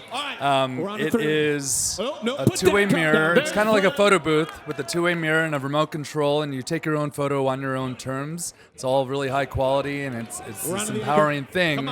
But this is the first time we've combined Big Buck Hunter with the Self-Portrait Project, and this is what it is. Now tell me, Andy, where did the inspiration come from? Why did you do this? Tell me a bit about how this came to be. All right. So I started a nonprofit years ago called Other Worlds. Went around the world documenting alternative economies, so places like a gifting economy in Mali, landless workers movement in Brazil, the Zapatista rebels in Chiapas, and I kind of documented and also learned from them. One of the tenets that I learned from all these societies is this idea that if you're in a position where someone's making a decision about you, you should be part of that process. This kind of direct democracy, empowerment, agency over your own self. I came back to the U.S. and I applied this kind of social change philosophy to photography. So this is what it is. It's you take your own photo on your own terms, you represent yourself visually in the way you want to be represented. Is there anything the guy doesn't do? Andy, basketball? Yeah, same. I get that. Dunking, it's not, we don't. You can? I thought. No. Oh, okay. No. Andy, how special was it to create that in conjunction with something that you love so much, being Big Buck Hunter? So special. It's, for me, in New York, people have always known me as either the Big Buck Hunter guy or the Self-Portrait Project guy. And for these worlds to collide in this way, it's just, I'm over the moon. It's fucking great. And it looks great. We actually, I say we demo. Yeah. For the folks at home, guys who might be thinking about coming out, to explain how this works to us here. I'm going to grab this gun because that seems like the appropriate thing to do here. How does this work? So the trigger in this case is the gun. It's the gun trigger. So this is a two-way mirror. Like, obviously, we're looking at it ourselves, and whenever we want to shoot, you just pull that trigger. Boom, just took a photo. I say we set up a better one here. All right, folks. 8 ladies remain. Now, Andy, last question for you before I let you go. How long did this project take? How long did it take to put this together? Yeah, I went to Glen Ellen, Illinois, where Buck Hunter is based, twice over the summer. Took me about maybe a week total to kind of put everything together. Yeah, with the great help of Play Mechanics and Raw Thrills and all those guys. Yeah. Folks, I told you earlier we had a little bit of everything going on this weekend, and I hope this is a testament to the fact that I wasn't kidding. There's the picture. We're handsome fellas, I'd say. Folks, we're going to go ahead and cut it back over to the desk. Callum, Jack, take it away, fellas. I hate to say it, but I'm going to be honest. If I had a frame, I would frame that in my living room. Absolutely. I love having the camera guy in the background just blowing it out. That's a good-looking photo. We have a really awesome next set of matches coming up on stage. Before that happens, we have Glitter with Abby, who's had an awesome performance throughout this entire tournament. Oh, yeah. So, Glitter, why don't you take us away with that? Thanks, guys. Yes, I am here with Abby Rutko. So, well, first of all, thank you for coming up here and hanging out with me. So welcome. I'm happy to be here. I love her. It's like 5 seconds in and I love her. Okay, first of all, you need to give us a little bit of an introduction. Tell us where you're from and how long you've been playing Big Buck. I am from Regina, Saskatchewan. Shout out to the Great White North. And I've been playing Buck Hunter for about 3 years. I got started after my Buck parents, Drew and Lauren, introduced me to the game. And now we're all here, a big family, so it's good. I love everything about that. Speaking of family, is that how you would describe the Big Buck community? Absolutely. There's no people who make you feel better about yourself than the buck hunting community, because some days you have good days and some days you have really bad days, and your buck fam is always there. So now this was your first Big Buck World Championship, right? What is that like? Honestly, I was like really nervous, but I'm just like happy to be here, and it's my first time to Vegas, and it's my first time coming to do a big event like this, so I was just like stoked to be here. So it kind of took that kind of nerves away, but I'm excited. I mean, first time in Vegas is a big deal. Yeah, it is, and I'm surprised it took this long, but here we are, and it's at the Buck Hunter World Championship of all things, so that's where I'm at. You can just take over my job. You're doing great right now. Thank you. I thirst for the spotlight. Okay. So then, speaking of that, then we kind of need to talk about this a little bit. So you knew you were coming into this weekend, an underdog because you were a rookie, right? Yeah. So what was your strategy going into your games today? Honestly, just don't lose. Like I have literally nothing to lose. So as long as I didn't do that, I was moving on. And here I am. I made it to the top 12, and it's my first year, and I couldn't be more excited about it. I feel like that's a really impressive showing for your first time. I mean, there's a lot of nerves that kind of come along with a big competition like this. So going into it, who did you think your biggest competition was going to be? Honestly, playing and practicing with Lauren, who got 4th place last year, she definitely gave me a little bit of insight about who's who in the buck hunter community. So I was really nervous because I played my first game, and then my second game up was Melinda. So that's a big shoes to beat, but she beat me, and that's fine because she's amazing. And then I just tried to work my way up to on the B side as best as I could. Well, it's been an absolute pleasure talking with you. Thank you so much for coming up here and hanging out with us. I really, really appreciate it, but we have to actually send it back on over to the desk with Callum and Jack. Hey, what's up, Internet? We're back. We got to jump right into the action because this is moving way too quick. Let's go to Game 3 between Kayla and Brooke here. We are going into the last site, and it's already Kayla sitting handily about 9,000 over 5,000. This is still doable in this site if we can get Kayla to dough out. Obviously, we don't want anyone to dough out. We're watching, actually, Brooke clean house, which is what she needed to do, but Kayla did nail a few of those bucks deep in the distance. We have a dangerous trophy coming around the corner here. Who is going to nab it? It is going to...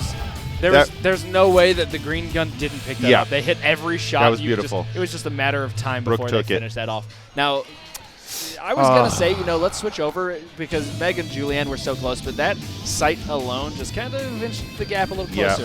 Kayla, Geary, Brooke Showman. Now, we've obviously talked a little. We've obviously talked How do you about keep Brooke opening the player guide to the right right player every single time? This is a new player. Yeah. We have a new player in the relay. Kayla Geary, brand new player. How insane would it be? How insane would it be if Kayla Geary wins? Sorry, Kayla Geary wins. Yep. Everything. And she's sitting on top right now. Obviously, we could see Brooke is taking that bonus round from Kayla right now, but we'll see what happens there. Brooke is annihilated. Kayla, I think Kayla's probably pretty safe here. I think there's going to be enough points for Brooke to manage to stay alive. On the topic of Meg Woodcraft and Leanne Jones, of course, who are on your screen right now. Meg Woodcraft up by a few thousand, but that one might just seal the deal. Meg goes up by 6. Kayla Geary takes down Brooke Showman. Brooke Showman finds herself out of the tournament. That's from a new player. That's exactly right. That's one of the Aussies, not only one of the Aussies, but the number 3 seed That's in this huge. entire ladies tournament. Huge. And she's out. Now we've got Meg Woodcraft fighting to stay alive. Julianne Jones, though, probably not going to pull this one out. Probably not. Yeah. I think looking at the score here, you've got 6,000 points between them. I think Leanne Jones is going to be going ahead and moving out. Can he do it again? Oh, we're close. Opening it up the player guide, we're going to take a look here and find out exactly where Meg Woodcraft came in. She's coming in at the 9th seed, so she's not by any means an underdog. She's coming in as a skilled player. So she was a skilled player. But she is a new player. Yeah. Julianne Jones is one of the favorites. Yep. Julianne Jones is one of those names where you go, I've been to the last few Big World Championships. Julianne Jones is always in the late stages. She's always going to be one of the final handful of players. And she's out. And Meg Woodcraft and Kayla Geary, 2 new players. This is what I love, is the new players, they're showing you at home, you can do this. And they have taken out 2 of the biggest threats of this entire bracket. New players in the have taken out veterans. This is, I was going to make a football reference, but I don't know sports. What's football? So we're going to take a look. Now this is going to be exciting. Oh, the winners semifinal. This is exciting. Kelly Gale Clark going up against the one and only Lauren Hope. Now, Lauren Hope has been one of those names that we've kept an eye on for this, honestly, this entire tournament. Yep, ever since pre-show, Lauren Hope's name has been one of those favorites that is looked at to win this whole thing. We also got Melinda Van Humison versus Jacqueline Stafford. You know what I hate about this part of the tournament? It gets so hard to say, let's watch this one. Yeah, right. Let's watch this one. No, I'd rather watch this one because these games are getting so intense. They're getting closer and closer and closer. And you know what? To be fair, I'm thinking about it now. There really haven't been that many cutthroat finishes. We've had some close matches. Right. We've had some close matches. Yeah. But there are very few matches where I've gone like, what is happening? How is this happening? It comes down. We've had probably 5 or 6 that I'd say come down to the bonus game. Yeah, absolutely. But I don't know if I'd say those 5 or 6 come down to like 100 or 200 points in the bonus game. They've gotten close, but they haven't been just like absolute. So let's take a look at this then. Melinda Van Humison, Jacqueline Stafford. Who wins that matchup? Are they listening right now? Maybe. Who knows? But well, look at that. Okay, I got to go with Jacqueline just for the freaking shirt. I'm sorry. Okay. Well, Jacqueline, no guns allowed. Too drunk to buck. With the guns out. I love it. Melinda Van Humison, though, obviously one of the most legendary players. You could feel the positivity glowing off of her face just in that photograph. And Mama Buck, we haven't seen her enough on camera, so let's focus in on Melinda versus Jacqueline here. This is one of those matches. It's the winner's semifinals. The player who wins this match very well could go on to win this entire tournament. Yeah, bud.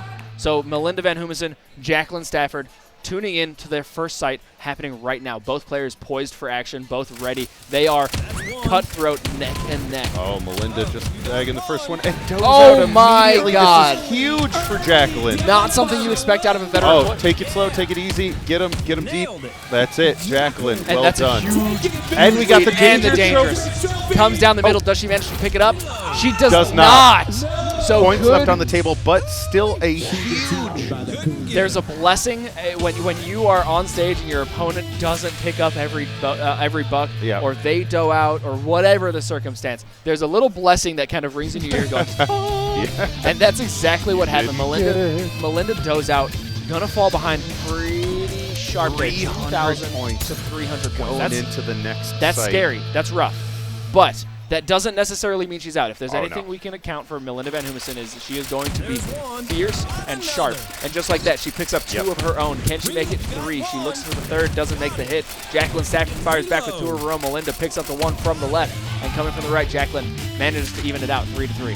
And as you mentioned, some of these sites, the animals are worth so much money that just a very long, deep, like, certain type of buck will score you so many freaking points, it doesn't even matter what this deficit is. It was 2,000 to 300. And it's 2,500 to 3,600 now. We're getting a little bit closer. Melinda's working her way back into this game. It's absolutely not over for her going on into that next one. Did you see the depth of that shot? I didn't even see that ram to begin with. So Melinda only has 1 to Jacqueline's 3, but that first one was very deep. Wow, she does manage to pick up 2. I'm going to call this an even sight.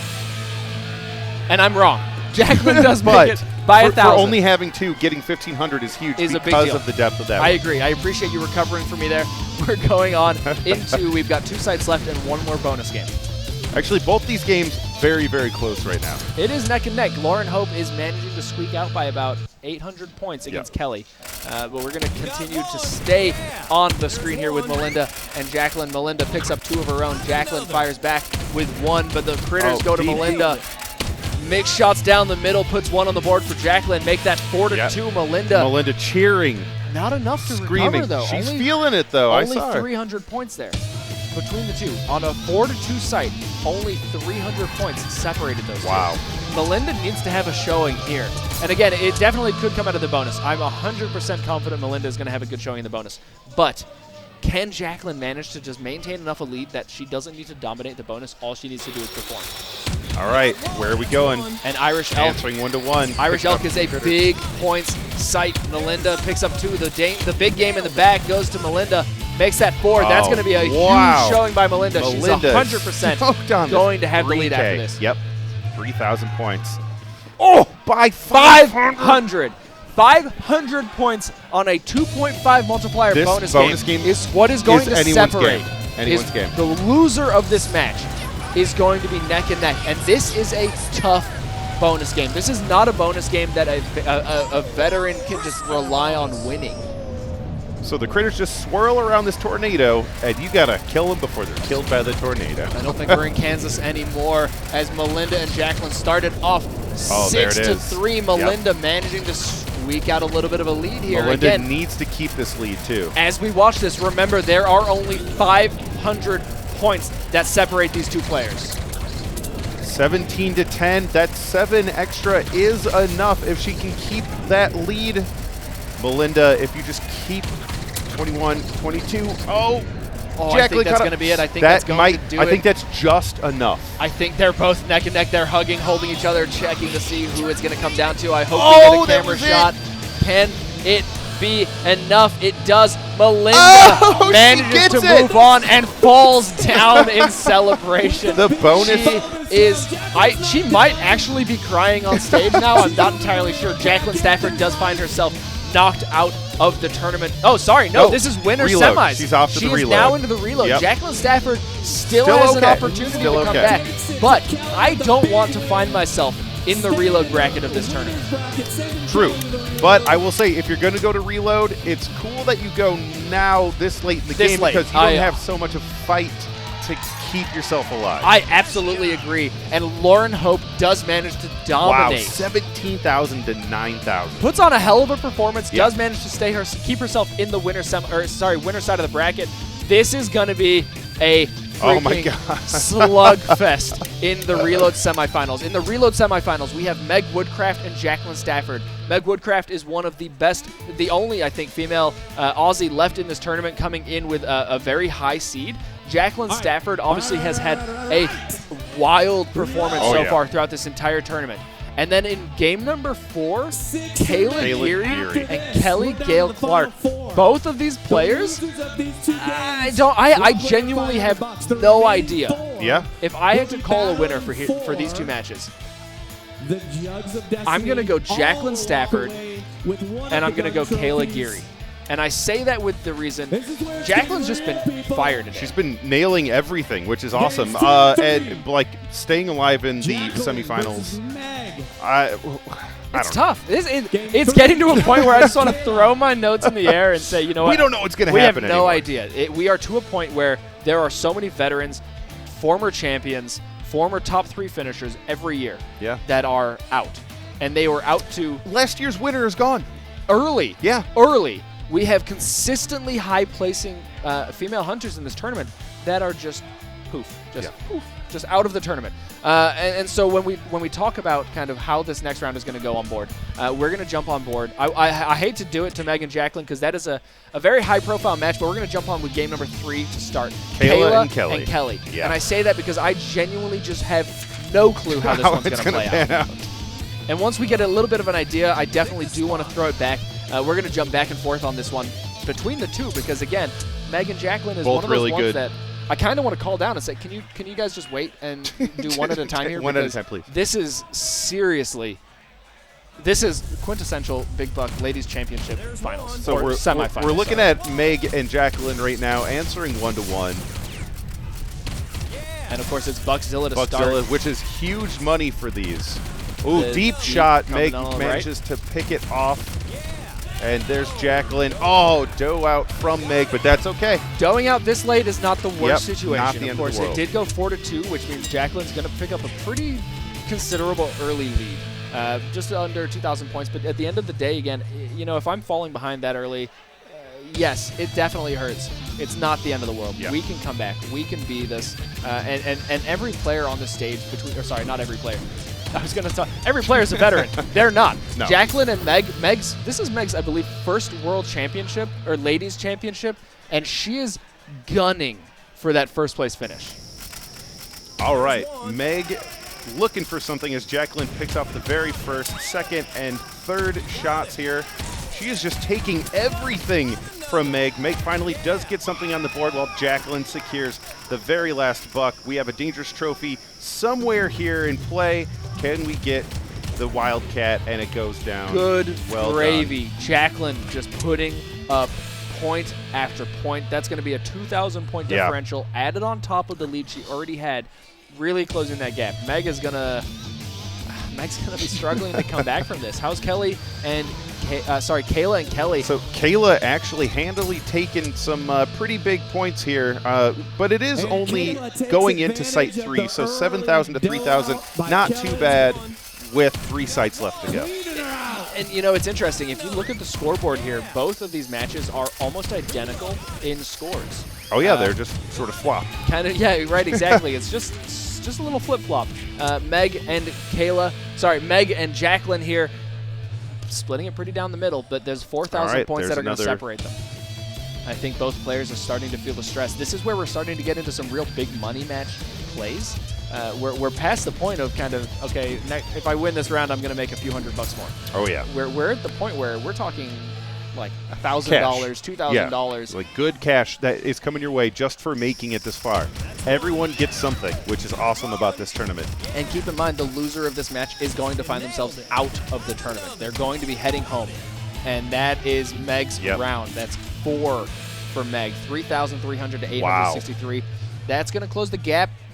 Might be just enough for going into the if we have one more site, this is not down and out. All right, Kayla and Kelly still looking pretty good. It looks like Kelly actually doed out on the last site, giving Kayla all the time to just rack up those points. All right, we've got 1,300 points that separate these two hunters. Jacqueline, though, not letting up easy. She picks up 2. Meg fires back with 2 of her own. Jacqueline does out, which means the last one goes to Meg. If she has the depth, which she does, that is going to make this neck and neck 200 points into the bonus game. 200 points between them. And she, look at that. Look at the face. You can see it. This is the bonus. This is the crowd is going nuts because they know how close this is. Now the wormhole bonus starting. Loser goes home. Meg Woodcraft, Jacqueline Stafford, neck and neck going into the bonus game. The 2.5 multiplier, even split down the middle. Now keep in mind, we do have a lead here from Meg Woodcraft by 200 points. So all Meg needs to do is tie it. Jacqueline starting to clean house, though. 19. You can hear the crowd starting to get loud. They're realizing what's going on. Meg picks up the momentum, fires back with some of her own, but Jacqueline just manages to stay alive. That's going to be Jacqueline's game. Well Too done, drunk to Jacqueline. buck, celebrating in the background. Jacqueline moves on into the next round. Meg Woodcraft, the last of the Australians, finds herself out of the tournament. Wow. Few hundred points between them. That is great game. Heartbreak Great if I've game. ever seen it. On game number 3, Kayla Geary absolutely puts on a clinic. Doubling her opponent's score. 18,000 to 9,000. That might actually be the highest score we've seen today so far. I don't know if we've seen it. 18,500. That's actually wild. I can see Doug on the floor here looking to see if he can get an interview with Jacqueline. I think Jacqueline's got to take a second. Oh yeah, de-stress, decompress. That's. I mean, that was serious. That was intense. That was cutthroat. By the way, that's how you wear those antlers. On top of your head, not around your face. You did look ridiculous. No, but they look better on the head. True. Like, at the end of the day, say what you want, but I thought they looked fantastic around the head. Okay. But after that match, I don't even want to talk. So we're going to send it down to Doug on the floor with another interview. What's up, guys? Doug here again. Big Buck Hunter World Championship, beautiful Las Vegas, Nevada. I've got a guy very emotionally invested in what just took place. Tell me your name. Sean Stafford. Sean Stafford, who are you here to see? It's just some chick who I'm married to, my wife, Jacqueline Stafford. Now, Jacqueline just avoided elimination on stage, if I'm not correct, and you were the loudest person in the venue by far. What was that like watching her play up there? It's terrifying. The fact that you have no control over what's going on, and I want her to win so badly, and she's so much better than me at this game that she just wants a gun. Let's get a gun, and the fact that she came back and won that was amazing. Amazing. She's playing amazing. The entire game was amazing. Tell me about the weekend for you. I know it's early on, but what do you think about the venue? You having a good time? We were here last year, and the changes they made to the venue are spectacular. It looks like it's a Buck event now. You've crowded everyone to the front so people can't hide in the back, and it looks like there's no one here. We love it. This is our favorite weekend of the year because everyone's friends. We know every single person here, and you just have a great time. And also, when the wife wins, you have an even better time. It looks fabulous. Last question I have for you, and then we'll cut back to the desk. Will Jacqueline win today? Oh, I'm not answering that. That's ridiculous. I'm not going to jinx her. Doug, get out of here. Get out of here. Let's cut back to the desk. Gentlemen, take it away. Doug, get out of here. I think there's something to say about the players of the Big Buck Hunter community. I think they are the most upfront community I've ever been a part of. I mean, it's one of those events where everyone's so comfortable with each other, everyone's so familiar with each other that it's kind of just like, hey, I remember you. Let's do a shot. And you're done. We're done with this interview. Be gone. Really quick, the finals for Reload. We have a new player in the finals right now. Yeah, it's going to be. It's going to be neck and neck. You've got Kayla Geary, new player who we've talked about multiple rounds in a row, putting up one hell of a performance. Yeah. And then you have Jacqueline Stafford, veteran player, great hunting party. We obviously just spoke with her husband down on the floor. Great support crowd, and can hang with people like Melinda Van Hoomsen. So I don't know. I very much so want a new player to win this event. That would be fantastic. I think as far as like the experience for not only the player but the entire community, the experience of having a new player come in with no experience, never being here before, and leaving a champion. Yep. Especially when you look at the history of players, the winners are always the Melinda Van Hoomsens, Sarah Erlinson, the Romanicks. Yep. They're the players who have been here year after year, competing and earning that championship. And then you've got a new player who comes in and says, no. That's mine. All right. I will. Just give me the trophy. Yeah. I'm gonna give it to Jacqueline because I gotta support the homegirl. But Kayla, it could seriously go Either way. Yeah. Either way. Because we don't know how these new players play. Absolutely. So we are familiar with Jacqueline's play style, how she can perform, how she places. But when someone new comes in like this and just starts mopping the floor, we don't know what the hell's going to go. 100%. Now, speaking of newer players, we do have Glitter with Meg Woodcraft, one of the Aussies from Down Under. So we're going to send it over to Glitter. Thanks, guys. I am here with Meg Woodcraft. After an amazing performance down there on the stage, we need to talk about all of that. But first, give us a little bit of an intro about yourself. Tell us where you're from and how long you've been competing in Big Buck. All right, I've been playing for roughly a year. The only reason I'm here is Brooke Schoenman. She's my absolute legend. She's the one that got me into it, but yeah, after that, it was all over for me. I couldn't stop. Hold on, I just need to clarify. You said you've only been playing this game for a year, and you've already dual qualified for the event here. That's right. I don't know. Proud of myself. Do you know how impressive that is? I'm starting to see, yeah. No, it's good. Thank you. I didn't realize it's only been a year. Okay, I'm all thrown off. All my questions are out the window. How did you get into Big Buck? This is just, I'm floored right now. Just started playing casually. My local pub had it, so I was like, yeah, that's a lot of fun. I'll do that. I met Brooke one day, and she was like, whoa, you're actually pretty good. I was like, oh, you think so? And then 2 days later, I was like, yeah, I'll compete. Let's do it. So her and I have been playing together ever since, and yeah, it's been a journey. Okay, when you first came up here, had a little bit of the shakes going on after playing down on stage. Okay, exactly. Can you tell us what it's like playing down there and what your games were like? Very intense, very intense. I didn't really know what to expect. I play against these guys that they smoke me every time I single play. So every time I played these guys, I was expecting to get smoked. Didn't. I think during one of the games, my leg was kind of shaking out of control. So yeah, nerve-wracking to say the least, but a lot of fun. Do you think that playing today has kind of helped better prepare you a little bit for tomorrow, since you dual qualified? I'm going to keep saying that, you dual qualified, but tell me how you feel now. 100%. I feel so much better about tomorrow. I walked up there expecting to just dough out, knocked out in the first 2 rounds. That was my expectation. So did myself proud, hopefully did my country proud, and hopefully I'll do them proud again tomorrow. I'm already proud. I don't think I was on that list, but I'm already proud. I want to make you proud as well.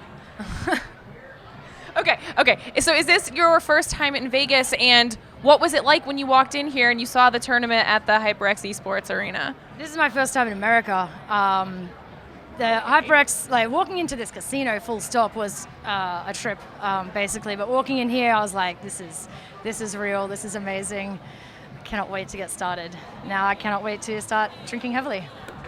See, this is the perfect strategy. You come in, you do really well, you kind of use this as your proving grounds, a little bit of practice, and then tomorrow you're going to come in twice as strong, and you're just going to blow everybody out of the water. Hopefully less shaky, more confident, and hopefully less does and more bucks. All right, last final question, nice and easy. Being new and doing so well in your first run through, what's your advice for any new players to the game? Just do it. Just do it. Don't doubt yourself. You're probably going to do a lot better than you think you will. Anyone can dough out, so you always have that you can fall back on, hopefully. All right. Well, that is perfect. Thank you so much for taking the time to come hang out with us. We actually have to send it right immediately on back to the guys over at the desk. Jack and Callum, take it away. Brooke, M.E. MEs. All right, and here we are. We've already gone through the first one. Kayla cleaned up with 2,500 to 300 against Jacqueline Stafford, our new player. Kayla Geary. I genuinely don't understand what's happening. This Kayla Geary is from She might be playing under a different name. Look at what is happening now. This is a player who isn't coming from a predominantly dominant big buck hunter community. She's coming in as a new player. What state is ME? Maine. ME's Maine. I had to take a look too, but she's coming in unrecognized, and maybe that's a good thing. Maybe people are kind of looking at it and going, I'm not too worried about it. Yeah. I'm not worried about the player who's never played here. They're Yeah. overestimating it. And this is what happens. You dough out, you get stressed, you fall behind early, and then you're struggling to stay alive. Kayla Geary picks up 2. Jacqueline Stafford fires at the critters. The next one goes even split down the middle, but that one in the deep might be enough. Gives Jacqueline 500 points. All right, Gosh, so we're coming back. We're coming back. We have 2 more sites to go, 2,000 between them. This is anyone's game right now, but Kayla is feeling really good New player, internet. She should. Can't stress this enough. Kayla Geary has to feel confident. Yeah. She has to feel powerful from this. This is a dominating performance throughout this entire tournament, but beyond that, she's taking out some of the best that this tournament has to offer. It's a 1-1 split to start. Kayla Geary picks up one more of her own. Can she turn that into 3? She does with the fourth headshot, makes that 4. Kayla. The little bit that deep was one a deep one, though. does go towards Jacqueline, but I don't think it's going to be enough. 700 points on those two. All right, 8-5. We have one more sight. All Jacqueline can really hope for is that Kayla sort of does out early, drops her gun, closes her eyes. Falls over, maybe. Dangerous trophy right, on this one. This is going to be some one. pretty decent points here coming on out of this site. Can Kayla manage to upset the 6th seed of this tournament? Jacqueline that one. nails Huge. a massive shot. Huge deep buck. Oh, And she's taking it. managing This to is turn it the around. queen. What is going on? Oh Jacqueline. my, Jacqueline. The crowd is cheering down below. They know exactly what that sight means. You've got Sean on stage, pretty much keeping himself off the stairs. Oh my God. 100 points. 100 points between them. And this bonus can genuinely go either way. This is for the finals. Oh the my ducks. goodness. I Here we would go. be so stressed out and anxious if I was Don't on shoot stage the duck. right now. All right, Kayla. Answering. Jacqueline Keeping needs everything to from perform here. Jacqueline. This is not a maintaining bonus game. Nope. Whoever scores the higher number will win this series. Oh, look and at they them are go trading. neck and neck. 2 for 2, 1 for 1. We are going to be on the action. We've got 17 to 15. 17 Kayla. 18 for 15, Kayla, 19 20. Kayla. Oh What my is God. going on? Jacqueline's Can Jacqueline coming back. manage to stay alive? I don't 23, know if she's going to be 19. able to. Kayla. Oh, she. Wow. That's it. Kayla picks up just a Geary. few more, and that's going to be pushing Kayla Geary right wins through. by 600 points. Good gravy. Kayla sends Jacqueline. A brand new player winning the reload bracket, going on to compete in the very last battle between the winner of the winners bracket. I don't know how this is happening. Kayla Geary, the new show, the new blood, the player who no one knows anything about. Every single person in this room is going to know who the hell she is bud. after this weekend. First time here, already showing that she is a force to be reckoned with. And she's not a player that's competing in both tournaments, and I think that's kind of good for her because if you come into this tournament, and here's the interesting perspective: if she comes into this tournament and doesn't perform, fades away. No one's going to really remember her. How do you not remember the player that showed up and just crushed the competition? Everyone, I mean, you're taking out notable players. You're taking out players who have placed highly. You're taking out players that we were talking about winning the whole thing. entire thing. And just like this, it's coming down to the very, very finals. We're going into the winners' final. This is going to be a fun battle. Lauren Hope against Melinda seed number 1 Van Hoop. versus seed number 2. And it's interesting because you really, as far as the brackets run, you couldn't, like, this is what's supposed to happen. Exactly. The first seed is And the supposed second to seed. play the second seed. In the finals. And just like that, Melinda Van Hoomesen, Lauren Hope, Vancouver, Washington, Regina, wherever it is, up in Canada, Saskatoon. I don't know how to pronounce it. You did it. Is it Saskatoon? Saskatoon sounds Saskatoon? right. Do we know? No. Okay. I hear guns being fired. So we're going to have to check in. We're going to jump into the action. They're going to be choosing the site. Melinda and Lauren going on starting with... We're looking at it. There's a lot of whitetail in this event, in this track. This is a sketchy one. But here's the thing: they're both veterans. Zombie bucks. I'm not worried about either Headshots one. only, internet. Headshots only. That is the only way to take these bucks out. So you're going to see a lot of body shots. Oh, there, Lauren taking it out. Melinda answering with her own buck. Finally going down. Lauren with 3-1. We got some deep ones there. Oh, who's going to get that last one? Is it? No one is going to get it. It squeaks out behind the tree. That dough would have been worth so much. So much money. I had conversations with both of them, and I asked who was going to win, and it was split to the table between both of these two players. Lauren is fast. She's extremely fast. She's been practicing hard. Melinda has a level of veterancy. She has the memorization down. Yep, She's the been knowledge. here. Absolutely. And even more than that, She has the experience of being in this situation countless times against someone like Sarah Erlandson. Going on into the next one, it looks like a start comes out strong for Lauren. She picks up the first, second make. She makes it 3. Could make it 4. Wow. She does. Melinda Van Humesen is getting cleaned out 5 into Lauren's pocket. You saw they're shooting at that tree because they knew that's where that last buck was coming from. And Melinda turns around and points a finger into the crowd and shouts, "I got one." I got Melinda, one. all high spirits. At the end of the day, I don't think Melinda's going to be upset. And keep in mind, this is the winner's final. So loser of this round isn't out. Still has a chance to come back. Oh, because we're not in the reload. Wow, yeah. So the player that loses this round will go on and face Kayla. And then who's a very, very on fire Kayla. Lauren's just dominating. Yep. This is there's speed, there's accuracy. She does go out. She takes a risky shot. Melinda Van Humesen does get all the time in the world to finish this one out 4-2. Well done. 3,400 points. That's exactly what she needed. She needs a big round here to stay alive. She's down by about 2,000. She's got 1 sight left. Sorry, I think that she's actually got 2 sights left to go. Oh, yeah, she does have. So this is still anyone's game. There's a lot of time here to come back in. There's only a 5 kill differential between their bulls killed. This is close. It definitely could go into either one of their pockets. Bulls and cows. Here we go. Who's going to get the one up front? You can hear them pumping like crazy. The first critter goes down. A couple of body shots. Elephant taken by Lauren. Melissa grabbing herself another buck. Answering back and forth. Lauren and... I don't think that could have been Lauren and Melinda. I don't think that could have been an even or split between them. And even then, you've got 700 points going to Lauren. Yep. Melinda's going to have a big, big, big performance in this next one. Otherwise, she's going to be punching her ticket into the reload. We've got 1 side left. Lauren does not strike me as the player to go out. She's been playing really well so far. She's playing consistently. And Melinda's got a challenge ahead of her. And again, the loser of this is not out. They just move into the reload bracket where they have to fight their way back to battle the winner of this match. But we do have the dangerous trophy here. Moving on into the first one, Lauren Ho picks up the first. Melinda picks up a deep shot and the next one up close. Lauren fires back another one of her own. Can she pick up the one coming out of the left? But Melinda picks it up and she gets the 4th. That's going to be a 4-2 dangerous game coming out of the right from behind the rocks.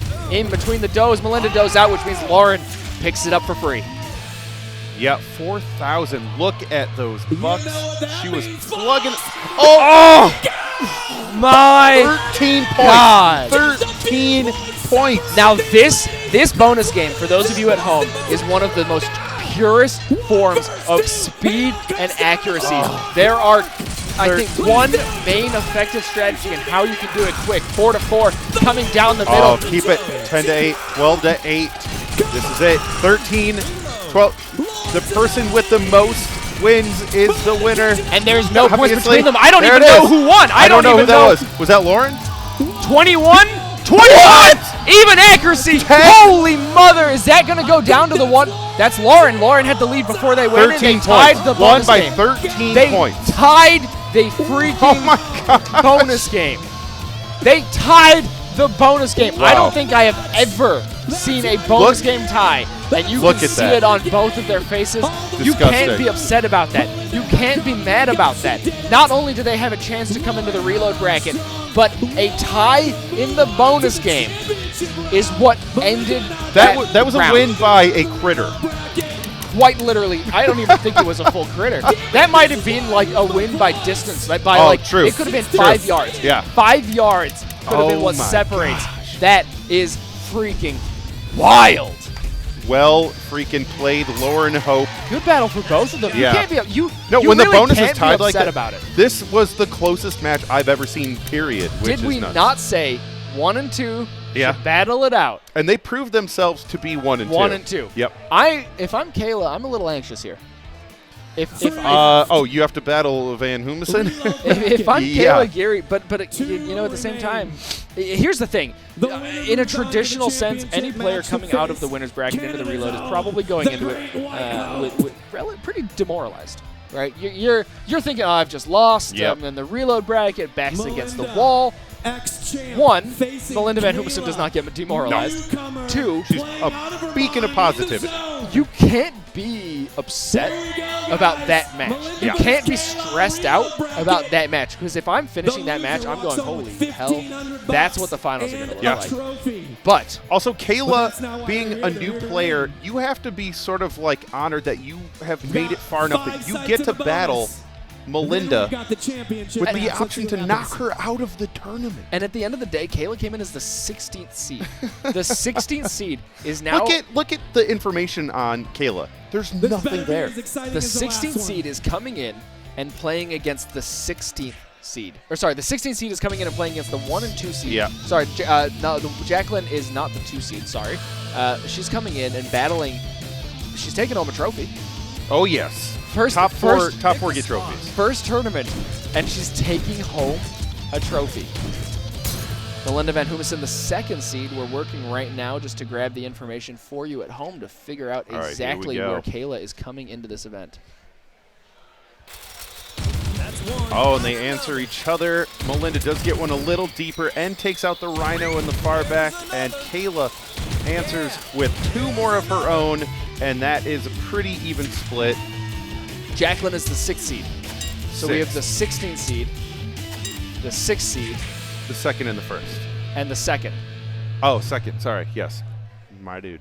Keeping it close. 200 points separate the two. At the end of the day, if you're Kayla, you can't be upset about this. Yep. You know, if I've come this far, it's win or lose, and I'm like, okay, whatever. But I also want to say, if I've come this far and I am Kayla, I'm not going home without first. I mean, this is... The good experience be damned. This is about... Could you imagine winning this whole thing your first... No. Honestly, I genuinely, I don't think I could. And we got some Buckzillas going here. Big money. You almost can't write a script this good. Melinda Van Hoomsen starts off strong, picks up 2. Kayla Geary fires back. She gets a deep shot in the back. The Critter's going to the green gun. Oh, Melinda nails it. Who gets it? Even it out, she does. Kayla, wow. And those two fall pretty close to each other. That makes me this is think going to be another quick split. Holy, wow. We could come down They're to keeping this very close. Good 300 gravy. Points. 300 points difference. 7,100 to 7,400. How do you maintain the stress of this, knowing that you are 300 points? I think Kayla's used to being in this position because she's fought her way through this reload bracket, so she knows what it's like to be under the gun. I'm curious to know how strong Kayla would perform if she plays Melinda or Jacqueline or any of these in round 1. Oh, yeah. Because this very well maybe, and momentum could play a big part of this, but she's accurate and she's fast. And that makes me think that it has nothing to do with her having momentum. This makes me think 50 points difference. Pure skill. Yep. And she deserves to be here. 100%. And she deserves to be among the top 3 of this ladies championship. Also, her shirt says Maine, and I could have just lurked at her shirt. There we go. We could have. That's would have saved us the embarrassment of being, where is ME? What does ME? What does ME mean? Going on into the next site. This is a big one. There's some big points in the back. They both take risky shots. Melinda does manage to secure it. Kayla maybe fires back. She does get one. Melinda gets the next one. And this next, yep, that's it. Melinda picks up big points on that site. Wow. This is a very intense game. But that was a pretty big lead to pull out of there. So it's 14 to 12. Still one more site, so it's still anyone's game. And Scott Van Hoomsen. Van Hoomsen's stressed, I'm sure, as this gets down to the wire. We have one look site. At those Bucks hiding in those does. One site and a bonus left. Melinda. Starting out strong, getting the critters. She gets just about all of them. Wow. That's going to be a good amount of points, but Kayla fires back, gets one of her own. There's that deep one. Oh, that is going to be the clincher right there. Oh, I don't know. Here comes the Dangerous Trophy. Does distance have anything to play with the Dangerous Trophy? Not so much, but I'm gonna be honest. I'm gonna call it now, and I think Melinda's gonna be walking away with this one. Was that an effing raptor? It was an effing raptor indeed. I don't think 6 freaking. I don't think Kayla is the type of player. I don't think Melinda's the type of player to give up a 4,000 point lead any point soon. Yep. I think Melinda's going to be finding herself in the finals, punching her ticket Kayla, to get a rematch against Jacqueline Stafford. Is this a poop yes. mode? Oh, this is a poopness. poop bonus. Is this a real thing? The Triceratops bonus. Melinda Van Humesen starts out strong. Melinda picks up 15. I'm casting dinosaurs pooping and you're shooting them with guns. Kayla struggling here. 8 to 28. At this point, Kayla is just battling just for honor. This game is over. They're just cracking each other up. You can see them mouthing different words for poop at each other. Well first done. Tournament, Melinda. You can see it there. Even Melinda is over here going first tournament, third place. Third place. Good freaking job. Wow. I cannot wait to have the opportunity to have you on the desk or with Lauren Glitter and Doug and just talk about this experience because this is insane. Yeah. I mean, you're battling against some of the Goliaths of Big Buck Hunter. First tournament ever, and you're going home with a third place She made finish. Melinda work. That was not easy. Yeah. Not at all. I mean, it came down to those last sites, one or two sites. Now Melinda has the opportunity at redemption from Jacqueline Stafford. So here's the situation. We're going to have Jacqueline Stafford, the new ladies champion. We have it. Our final two. Or Melinda Van Humesen, the returning ladies Melinda, champion. Either way, I'm just going to give you like a quick breather. Either way, this is going to be insane. Just a quick one, though. Melinda Van Humesen, of course, quick breather. It's tough Just a quick because we're breather. missing Hey. one of the biggest names in the ladies. Now Sarah is Erlinson, obviously not here, absolutely unfortunately. the time. Hope that baby comes out all right. Hope the baby's going well. But We're I'm gonna excited. see some Melinda Van good shooting here. Humesen, And Jacqueline just a Stafford. reminder, Melinda is I would coming even from the argue. lead I would even bracket. argue that it's That an means injustice. Lauren Hope has to win versus twice. So Melinda in this Van next Humesen. match, I would argue we're that doing Sarah a Erlinson full here adventure, not being here is an 15 injustice. And sites, speaking 3 of injustice, bonuses. let's take a look at the Injustice Arcade. Good copy. That was solid. That was solid. If Melinda Injustice. wins, we take a break. Injustice We do it all again. Arcade from Raw Thrills, DC, All right, and Melinda. NetherRealm Studios. That was your breather. Injustice Arcade delivers hours of in-depth adventure as over 100 superheroes and villains collide in 3-on-3 tag team fighting. 2-player simultaneous battle and single-player ladder mode game options are available. The cards are the key. A free collectible card is dispensed after every gameplay. The player wins every time, encouraging them to scan their new DC superhero cards and battle over and over again. Family entertainment centers average over 400 cards per week, and locations experience steady increased earnings through constant game updates, including the new Series 2 cards available now, with even more brand new series card releases already in progress. These stunning, highly desirable cards have become the newest collectible craze. They have a high collector value on popular auction sites. Injustice Arcade's 43-inch monitor, 21-inch marquee, and vibrant LED attract lighting creates its dynamic presence without having to sacrifice valuable space in a location. Cabinet fits easily through a 36-inch doorway. Epic battles for all ages. Free collectible DC superhero card with every gameplay. And endless hours of adventure make Injustice Arcade the hero of any location. Well, we're not talking about last year. And we're gonna we're gonna be jumping really quick down to the floor. We are about to get into our grand championship, our finals match. Before we do, though, we're gonna take it to Doug, who's down with the Van Humesen clan. Folks, we can cut the tension with a knife down here. We're about to cut over to the grand finals, but I wanted to take a minute to talk to Scott, talk to Max. What's your heart rate like right now? How are you feeling? Dude, I don't know. Tomorrow I'll be fine. Right now, I don't know. Probably 120. Max, how are you feeling right now? How are you handling this? I'm nervous, but I know that she's going to win, so it's okay. That's a vote of confidence if I've ever seen one. Fellas at the desk, take it away.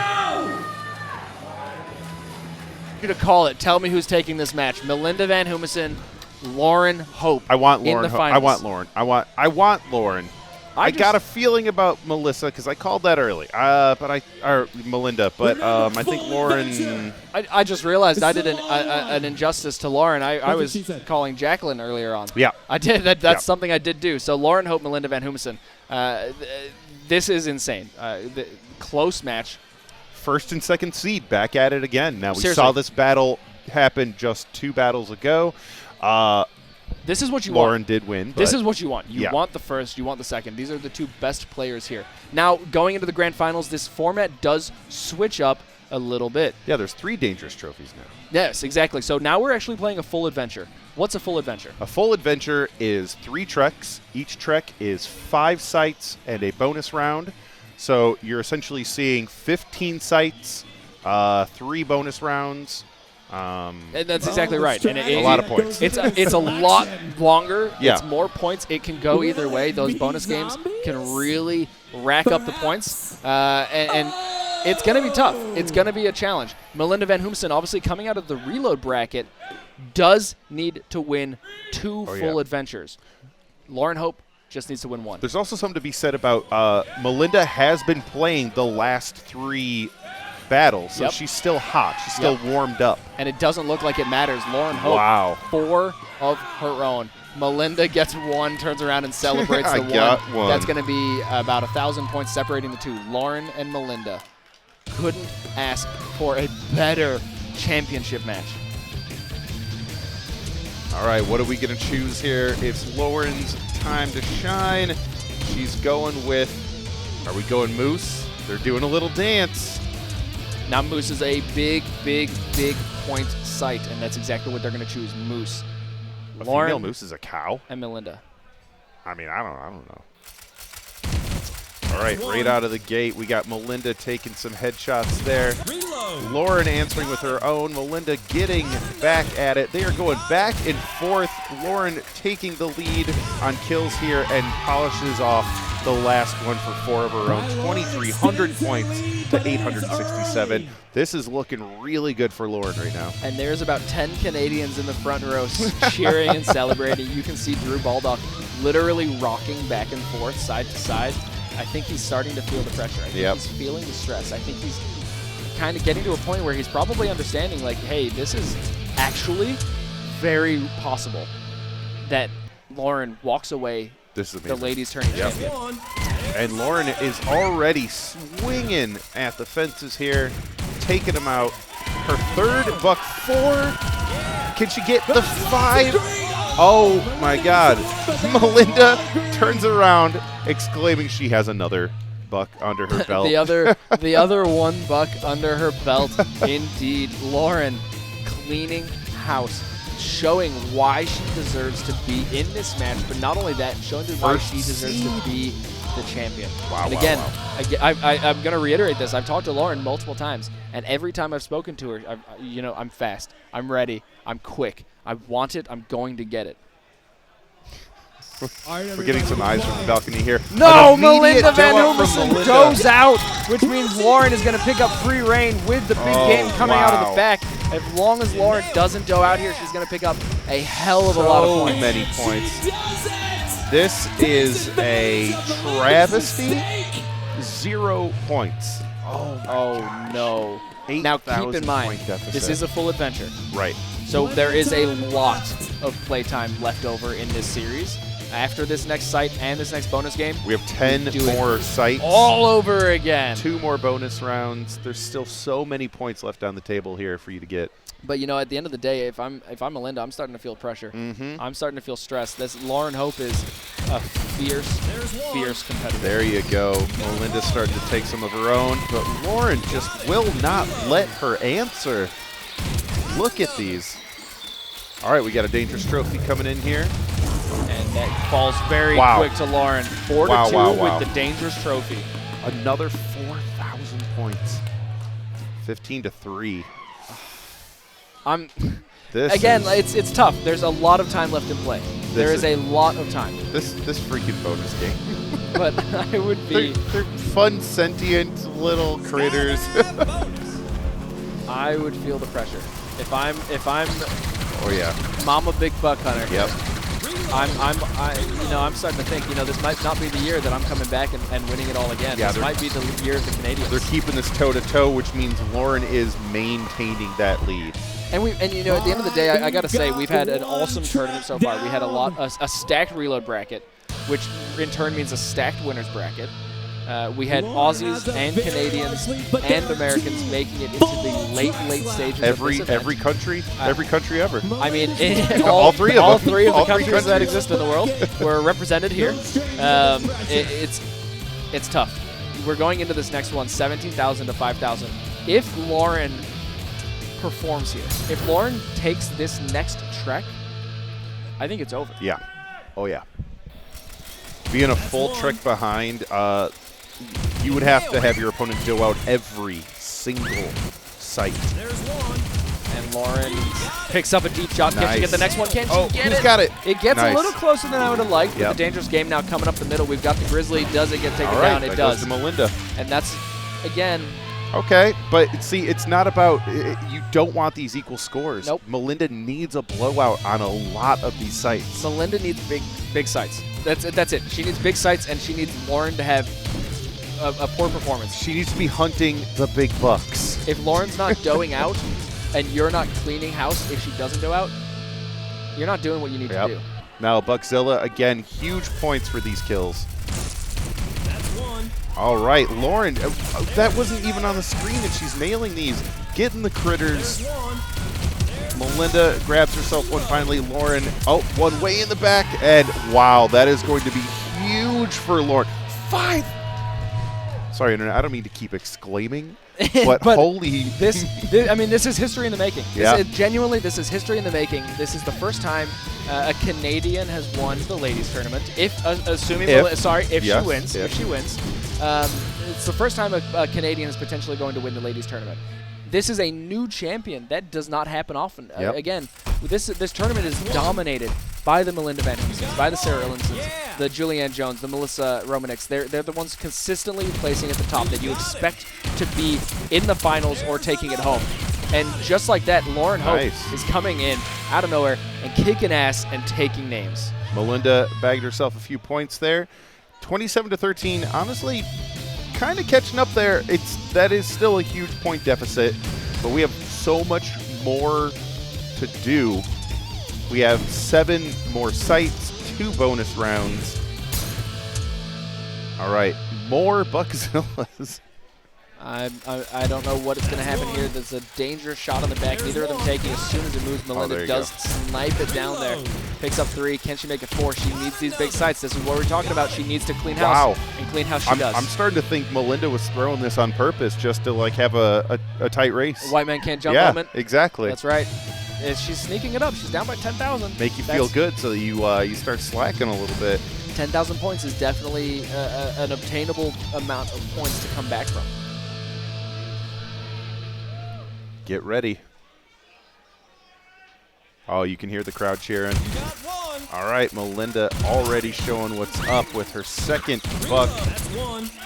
Lauren finally getting something on the board, but Melinda is not giving up.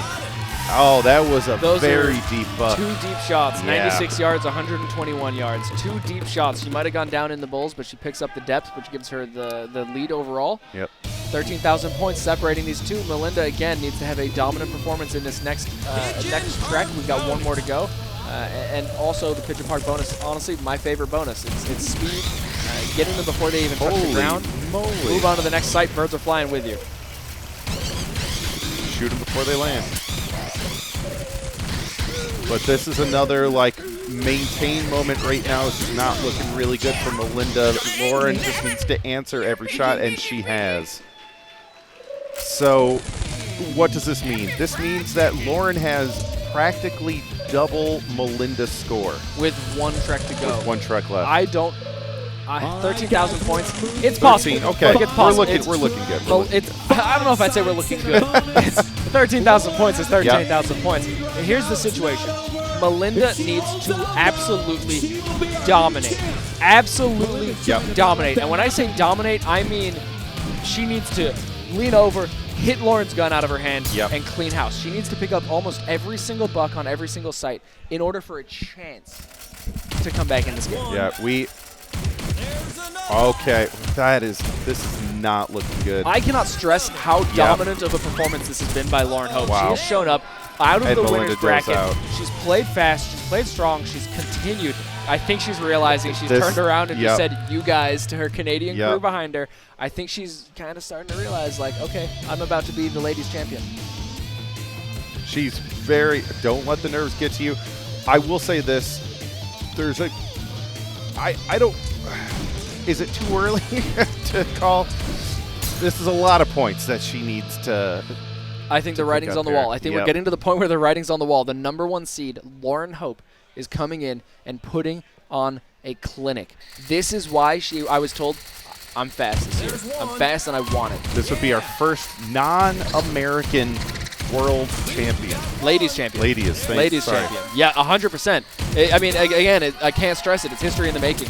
The Canadian crew came out and forced it in. Wow. There's 10 or 12 of them in the front row, all with their custom shirts on. Their hands are on their head. They're clapping. They're cheering. Yep. They're hitting the stage. Drew Baldock is getting pats on the back from other players, being like, "Good job, she's killing it." I think we're gonna see an Aussie stage rush. Yep. As soon as Canadian? Sorry. Oh, yeah. Canadian stage rush. I think we're seeing a Canadian stage rush the second those cannons fire. Yeah. Oh, we got cannons. Maybe, I don't know. We might have cannons. Going on into this next one, let's see what happens. If it's anything like the last few, Lauren Hope is going to continue to maintain that dominant performance, continue that lead. She picks up 3. These The are critters some in the back. dangerous Going down to Lauren, Melinda picks up her first of the sight. Lauren fires right back with the next 2. This is huge. Yeah, they're hugging it out. Like Melinda knows. The writing's on the walls at this point. This is Lauren's. I think at this point it's a formality. Yep. At this point, they're just playing so that they don't. They're playing to end it out, but they know. They know. I think you can actually see Lauren's hands shaking from the booth that we're in, about 50 yards away. They've got genuinely, you can see the players shaking, vibrating. Lauren Hope. All right, Melinda, tagging them and bagging them. All right. Melinda's doing some work here. Who's got that? Oh, very deep buck there for Melinda. Melinda celebrating. Yeah. Melinda celebrating winning a sight is probably not the best iteration of how this has gone for her. Lauren Hope has just come in, put on a clinic. This is and the last dominated. sight. Last sight. And we've had some insane matches. We've had some cutthroat, neck and neck tiebreaker matches that could have gone either way. And I'm thrilled that it came down to Melinda and Lauren. I really am. The #1, the #2 seed, former champion, new blood in the championship. And when I say new blood in the championship, I mean new potential champion. I don't mean new player. Lauren is Melinda does out. Lauren is no stranger to the stage. Melinda stepping to the side, allowing Lauren to just take all the time in the world. Again, at this point, Lauren knows this is a formality. Takes it. This is Lauren Hope.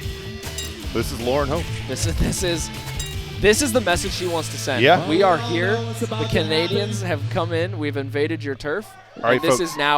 This is our turf now. Get ready to hear the loudest scream you've ever heard screamed at the end of this bonus round. Absolutely. I cannot express my excitement for Lauren Hope. I can't express my excitement for the whole Canadian crew. I think this is a win for all of them. They came out in force this year. They really did come out in force this year. And just like that, Lauren Hope, just like the rest of this tournament so far, is putting on a clinic in the bonus game.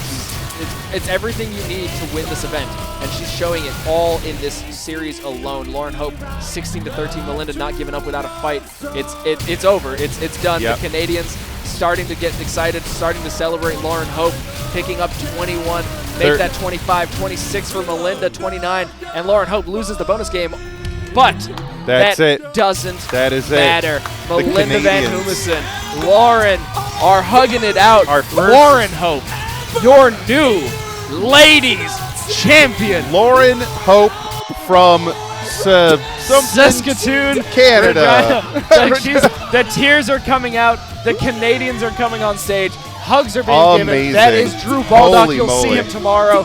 Lauren letting the tears flow. What a showing. Lauren Hope picking it up, taking home the championship.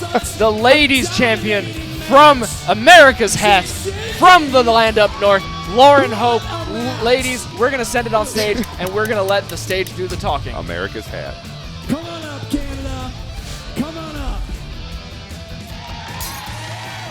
Nice job.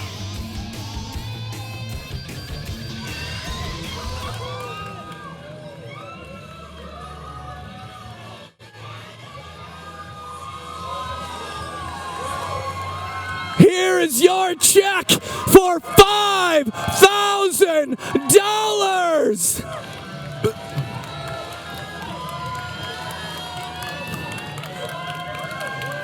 And the Jugs of Destiny, everybody! The first time crossing the border into Canada!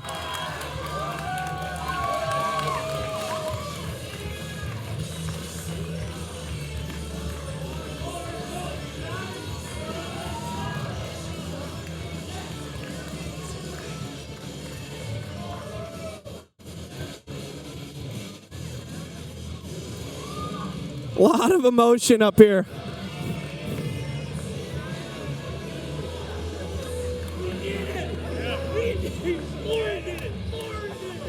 You guys didn't do anything. She did it. You did it. She did everything. Congrats. That's so awesome. Crushed it.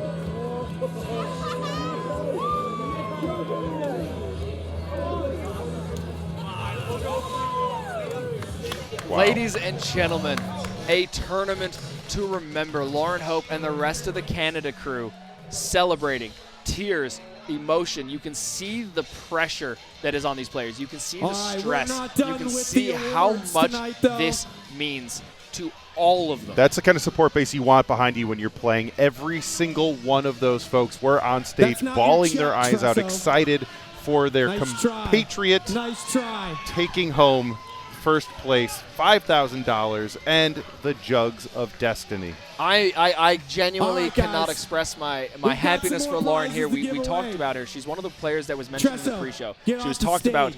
I'm sure she'll be talked about in the post-show. And we talked about her often throughout this entire tournament. We didn't necessarily follow her too much, but that's because she played less than everyone else. Because she stayed in the winner's side the entire trip. Going on to our first place trophy ceremony on stage, they're going to be handing out the ceremony trophies.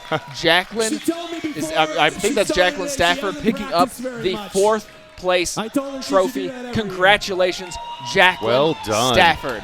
Those boots are out of control.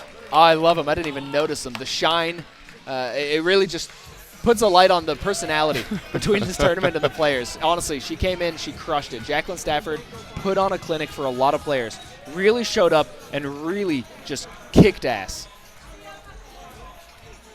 And next, we're going to be handing out the third place trophy. The newcomer, very first tournament, coming in at third place. She fought so many heavy hitters to get to this point, and this is her first time ever playing in this tournament. And Kayla Geary on stage giving the attitude that you need to make it to third place on your first try. If she's not back next year, I will be shocked. What a freaking performance.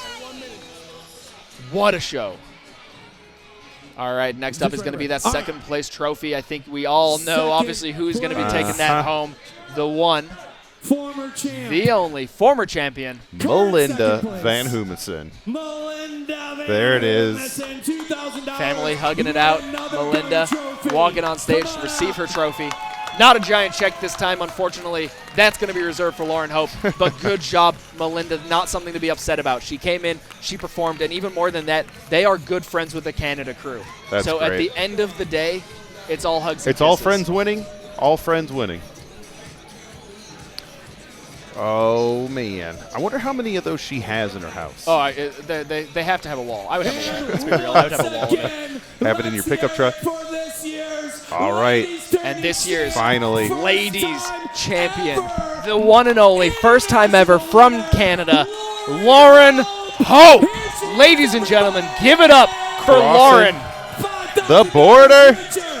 As she takes home the Jugs of Destiny, the first place trophy, and the giant check for $5,000. Wow. First seed, too. And I need to find out. I've got to double check. Is she double qualified? Because if she's dual qualified. Okay, so this is huge, Internet. The way she played today. Yeah. I would not put it past her to be a contender for today. If she for tomorrow, wins tomorrow, $25,000. That is the biggest pot anyone could win ever from this tournament. And the biggest pot that anyone has won. Sure. She will. We saw history tonight. We saw history tonight when Lauren Hope came in from Canada, kicked ass, took names, and takes home first place. New champion, new country. That's right. And we could see history again tomorrow. If Lauren comes in shooting like she did today, if she comes in with the confidence, if she comes in with the motivation, you've got to keep in mind, as far as Lauren is concerned, this is just the start of the weekend. Oh, yeah. Now I want to know, what are you doing tonight? Are you going out celebrating or are you laying low? Oh, man, You've that's got a tough. big match. You've just won a championship. But you got that hype you got to celebrate. Yep. Got that hype you got to celebrate. Or do you play safe? Play safe, get a good night's sleep, and come back well rested for a big match tomorrow. That's tough. I don't know. But if she plays today, if she plays tomorrow like she did today, I genuinely think Lauren could be a contender for tomorrow. Yeah, bud. Well done, Lauren Hope. And she was picked the #1 contender by the pre-show. That's right. Very first name on the list. That's right. This is the person they called out. I cannot wait to get down on the floor. Give Lauren the biggest hug of her life. She's dancing her way off stage. She's going to cheer and celebrate with the Canada crew. Look at this. They are so proud, so happy. The Van Humesons are standing side by side, just waiting to get in there and say, hey, good game. Congratulations. Well played. Proud of you. Yeah, bud.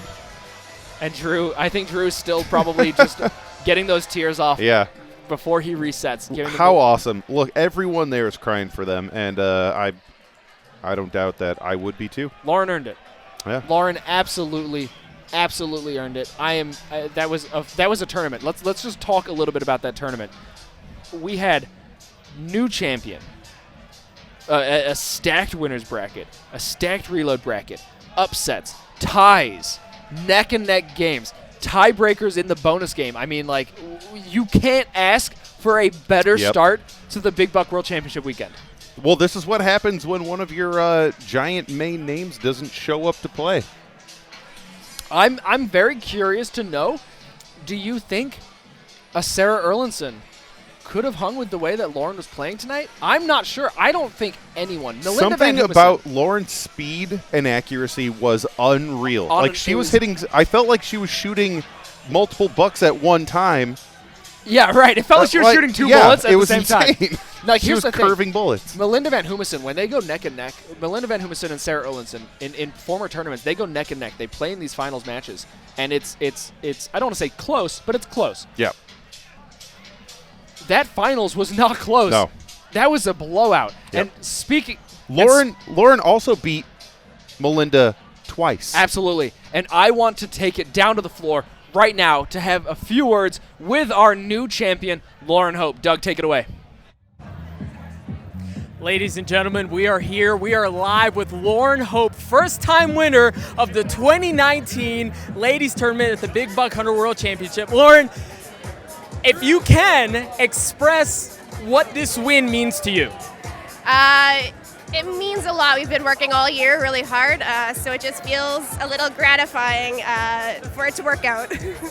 Well, and it wasn't just the win. It was your first international person to win.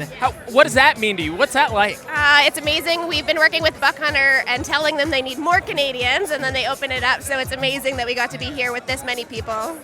Now, Lauren, tell me a bit about the support system that you had. The crowd for you was incredible the entire day. What was that like? How did that motivate you and get you through the bracket? It's amazing to have a crowd like that. This is the first year that we've had this group here, and they're awesome. Usually it's just the three of us, so it was wonderful to have everyone rooting for me. Again, they were loud the entire time. It was a ton of fun. I want to break down the match a little bit. You go in coming out of the winner's bracket, and then you see the number 2 seed on the other side. Was that intimidating? What was that like for you? It's always intimidating going against Melinda. She knows that.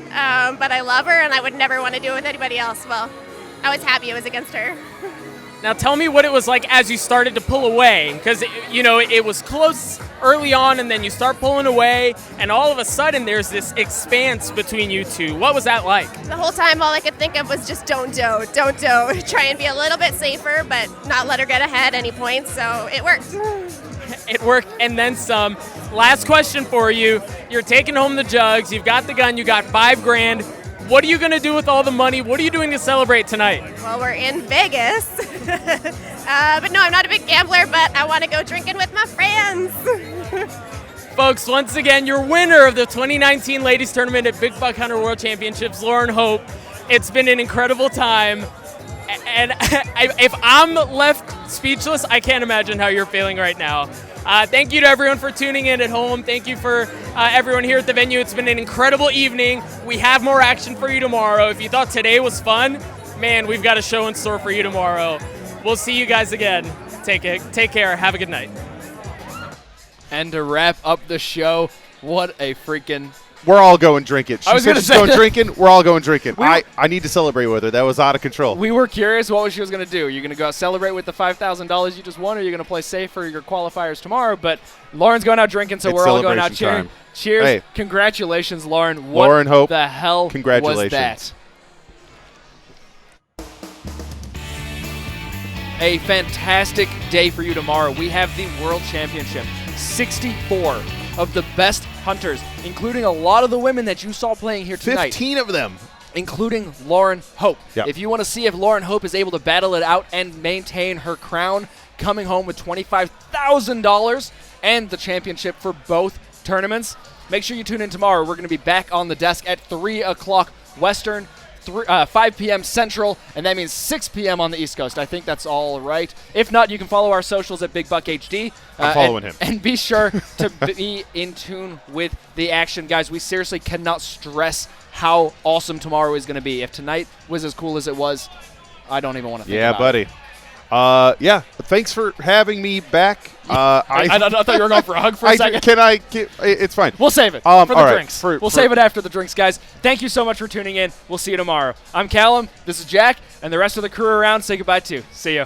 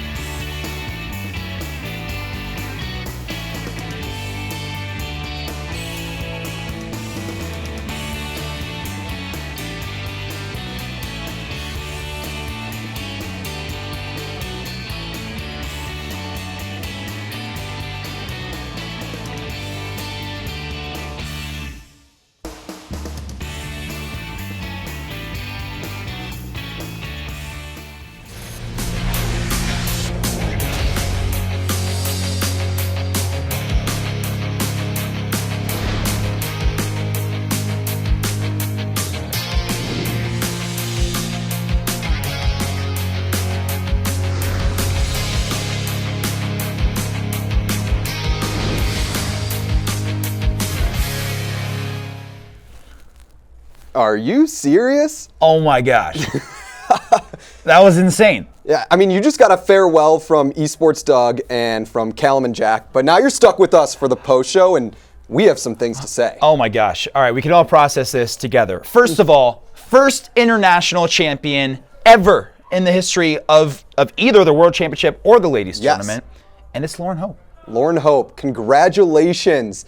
The 2019 Ladies Tourney champion at the Big Buck World Championship, our #1 overall seed. Number one overall seed. She lived up seed. to her billing. We were talking about before this that the #1 overall seed sometimes the qualifying doesn't translate to the actual event, and she just killed it the entire way through. Destroyed it. And she also was part of, I think, arguably maybe one of our best catchphrases before the pre-show, saying that she was either going to take away the hope of her competitors, which I think the way she was shooting tonight basically proved that. Yeah, she just sucked the life out of them. I know. And she was going to give hope to her fans. And the fact that she brought it home for Canada, I think, gave hope to the entire country in one fell swoop. I think one of my favorite scenes of being here over the past couple of years was hearing the "Oh Canada" chant break out at the end. And then you saw with the big group she had on stage after, the pure emotion. She was crying, Her boyfriend Drew was crying. Her friends were crying. They couldn't believe it. Like I couldn't hope for a better champion. So congratulations, Lauren. And I will say,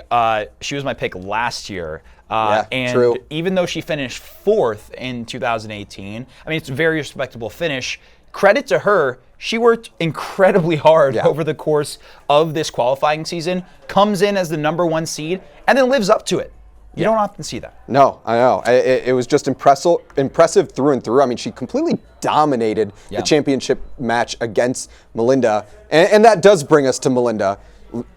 Melinda Van Humesen finishing 2nd place. That's her 4th runner-up in 9 years at the Ladies Tourney World Championship.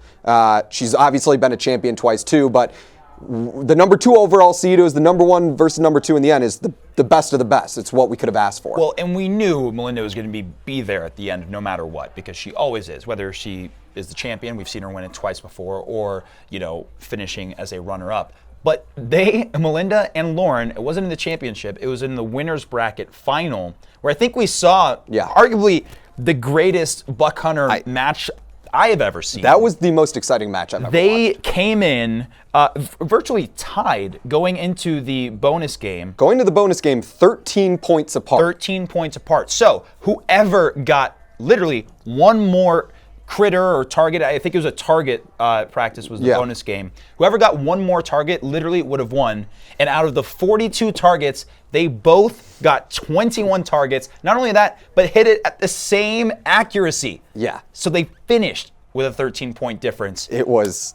And after that happened, you knew when Melinda went to the reload bracket, like, it was setting up for them to meet again, and you thought maybe the final match would be a little closer, but Lauren just showed her pure dominance, and hats off. You could tell by watching them. Lauren and Melinda are great friends. Yeah. Lauren just said in the the championship interview that she wouldn't have rather done it against anyone else, so that was a really cool moment to see. And another cool storyline, even outside of the winning here, is when it came down to the final group, we knew that the newcomers were going to make a difference. 9 total in the field of 32. And then in the top 8, we had 2. Yeah. Your dark horse pick, Megan Woodcraft, out of nowhere finishes 6th. And maybe the surprise newcomer of the entire ladies tournament came from Kayla Geary. She was the surprise of the tournament. Oh my gosh. We thought she was going to win at one point. I know. We had no idea what was going to happen. She was the number 16 seed coming in, hailing from Maine. And new player. New player. Yep. And we talked about it beforehand. These new players, potentially we're going to throw some of these regulars for a loop because they had no point of comparison for them. And what did she do? She knocked out the defending champion, Melissa Romanick, early. She knocked out Megan Woodcraft. She knocked out Brooke Schoenman. Jacqueline Stafford. And then competed really hard against Melinda Van Humesen. In fact, we were talking about it. Yeah. When that matchup happened, it was the classic rookie versus the veteran. And the veteran won out in that case. But you have to imagine. Comes with time. You have to imagine it's going to leave her hungry for next year. Yeah. And, we talk about the newcomers, but one of the things we did get wrong in the pre-show is we were talking about, hey, with all these newcomers, could there be quite a bit of variance? Just besides those two, just names we hadn't seen, just standings on top of their head. It wasn't. It was chalk for the most part. Let's see. Top 8, we had the #1, #2, #3, #4, 6, 9, 11, 16 seeds. Like pretty good. All in the top half of the 32 competitors. And then, of course, the final coming down to the #1 and #2 seeds. Those that came in with high seeds, for the most part, lived up to their billing. Yeah, and it's incredible to see. And of course, all of this happening within the sphere of the 4-time champion, the arguably GOAT of the ladies tournament, Sarah Erlandson, giving birth to her first child. Pretty important. Yep. But you have to imagine, at the very least, this might put a little bit of a chip on Lauren's shoulder, just a little bit. It's kind of that old adage, if you beat a team when one of their best players is injured, does that make any difference? I think based on how she was celebrating in the end, she's fine and she's enjoying this. Does not matter. But that's definitely something I'm going to ask her if I see her. So how about this? Like, one thing that did surprise us, how about Melissa Romanick? Yeah. 2 matches, 2 losses, the defending champion out early. Yeah. We talked to her. It seemed like it was quite a bit of nerves, and that's what she said led to it. But We were not seeing that. We did not see that coming. That was my dark horse candidate coming out of this, the underdog. And it's crazy to think the defending champion would be the underdog. But when you looked at the competition out there, I think it's safe to say she really was. Yeah. And those 2 straight losses, while they were surprising, I don't know if she would have been able to hang with a Lauren Hope at the end there, or even Melinda, the way they were shooting in those last few rounds. So that level of competition we saw, especially towards the end, was mind-blowing. And now that makes you wonder, a lot of these people that we saw today are going to be competing tomorrow in the full World Championship. I know. I'm so excited for them all to come back tomorrow. We were talking, I don't know, Lauren seemed happy, but is she here for tonight or is she here for tomorrow? Like, she has a serious shot at winning tomorrow. She comes in as the number 12 seed, could be the first person ever to win both the ladies' tourney and win the World Championship, go home with a total of $25,000. I mean, I'm sure she's pretty happy with the $5,000 and whatever she wins tomorrow, but she has a real shot. Based on that championship match, the only thing that might hold her back is I think she's probably going to party pretty hard tonight. Yeah, that's what it sounds like. I mean, it is Las Vegas, and you did just win a World Championship of sorts for the ladies' side. So why not go out and celebrate, but not too hard, because tomorrow afternoon is when the full World Championship gets going. And I remember you and I were joking as we were watching that full championship. She didn't look like she was shooting to win this tournament. She was shooting like she was playing for tomorrow. Yeah. I mean, the way she was going through, the speed, the accuracy that she was hitting a lot of these targets, especially in the first trek against Melinda Van Humesen in the championship, could stack up against any of the top competition we're expecting to see tomorrow. Yeah, and I think it was just an overall fantastic atmosphere in the HyperX Esports Arena tonight. Even the games going on between the matches, whether it was Flip Cup, whether it was throwing rings on deer antlers, there was a great turnout. If you're in the Las Vegas area, you should definitely come to the event tomorrow. If this was special, that's going to be special. And just a fantastic atmosphere. It seems like year over year, people continuing to bring their support groups out in waves. We saw the Canadian support group. And one other shout out I want to give too, our 4th place finisher. I know we've talked about the top 3, but Jacqueline Stafford, talking about the cruise made me think of it. She's from Brooklyn, New York. There's a huge squad from New York City here today.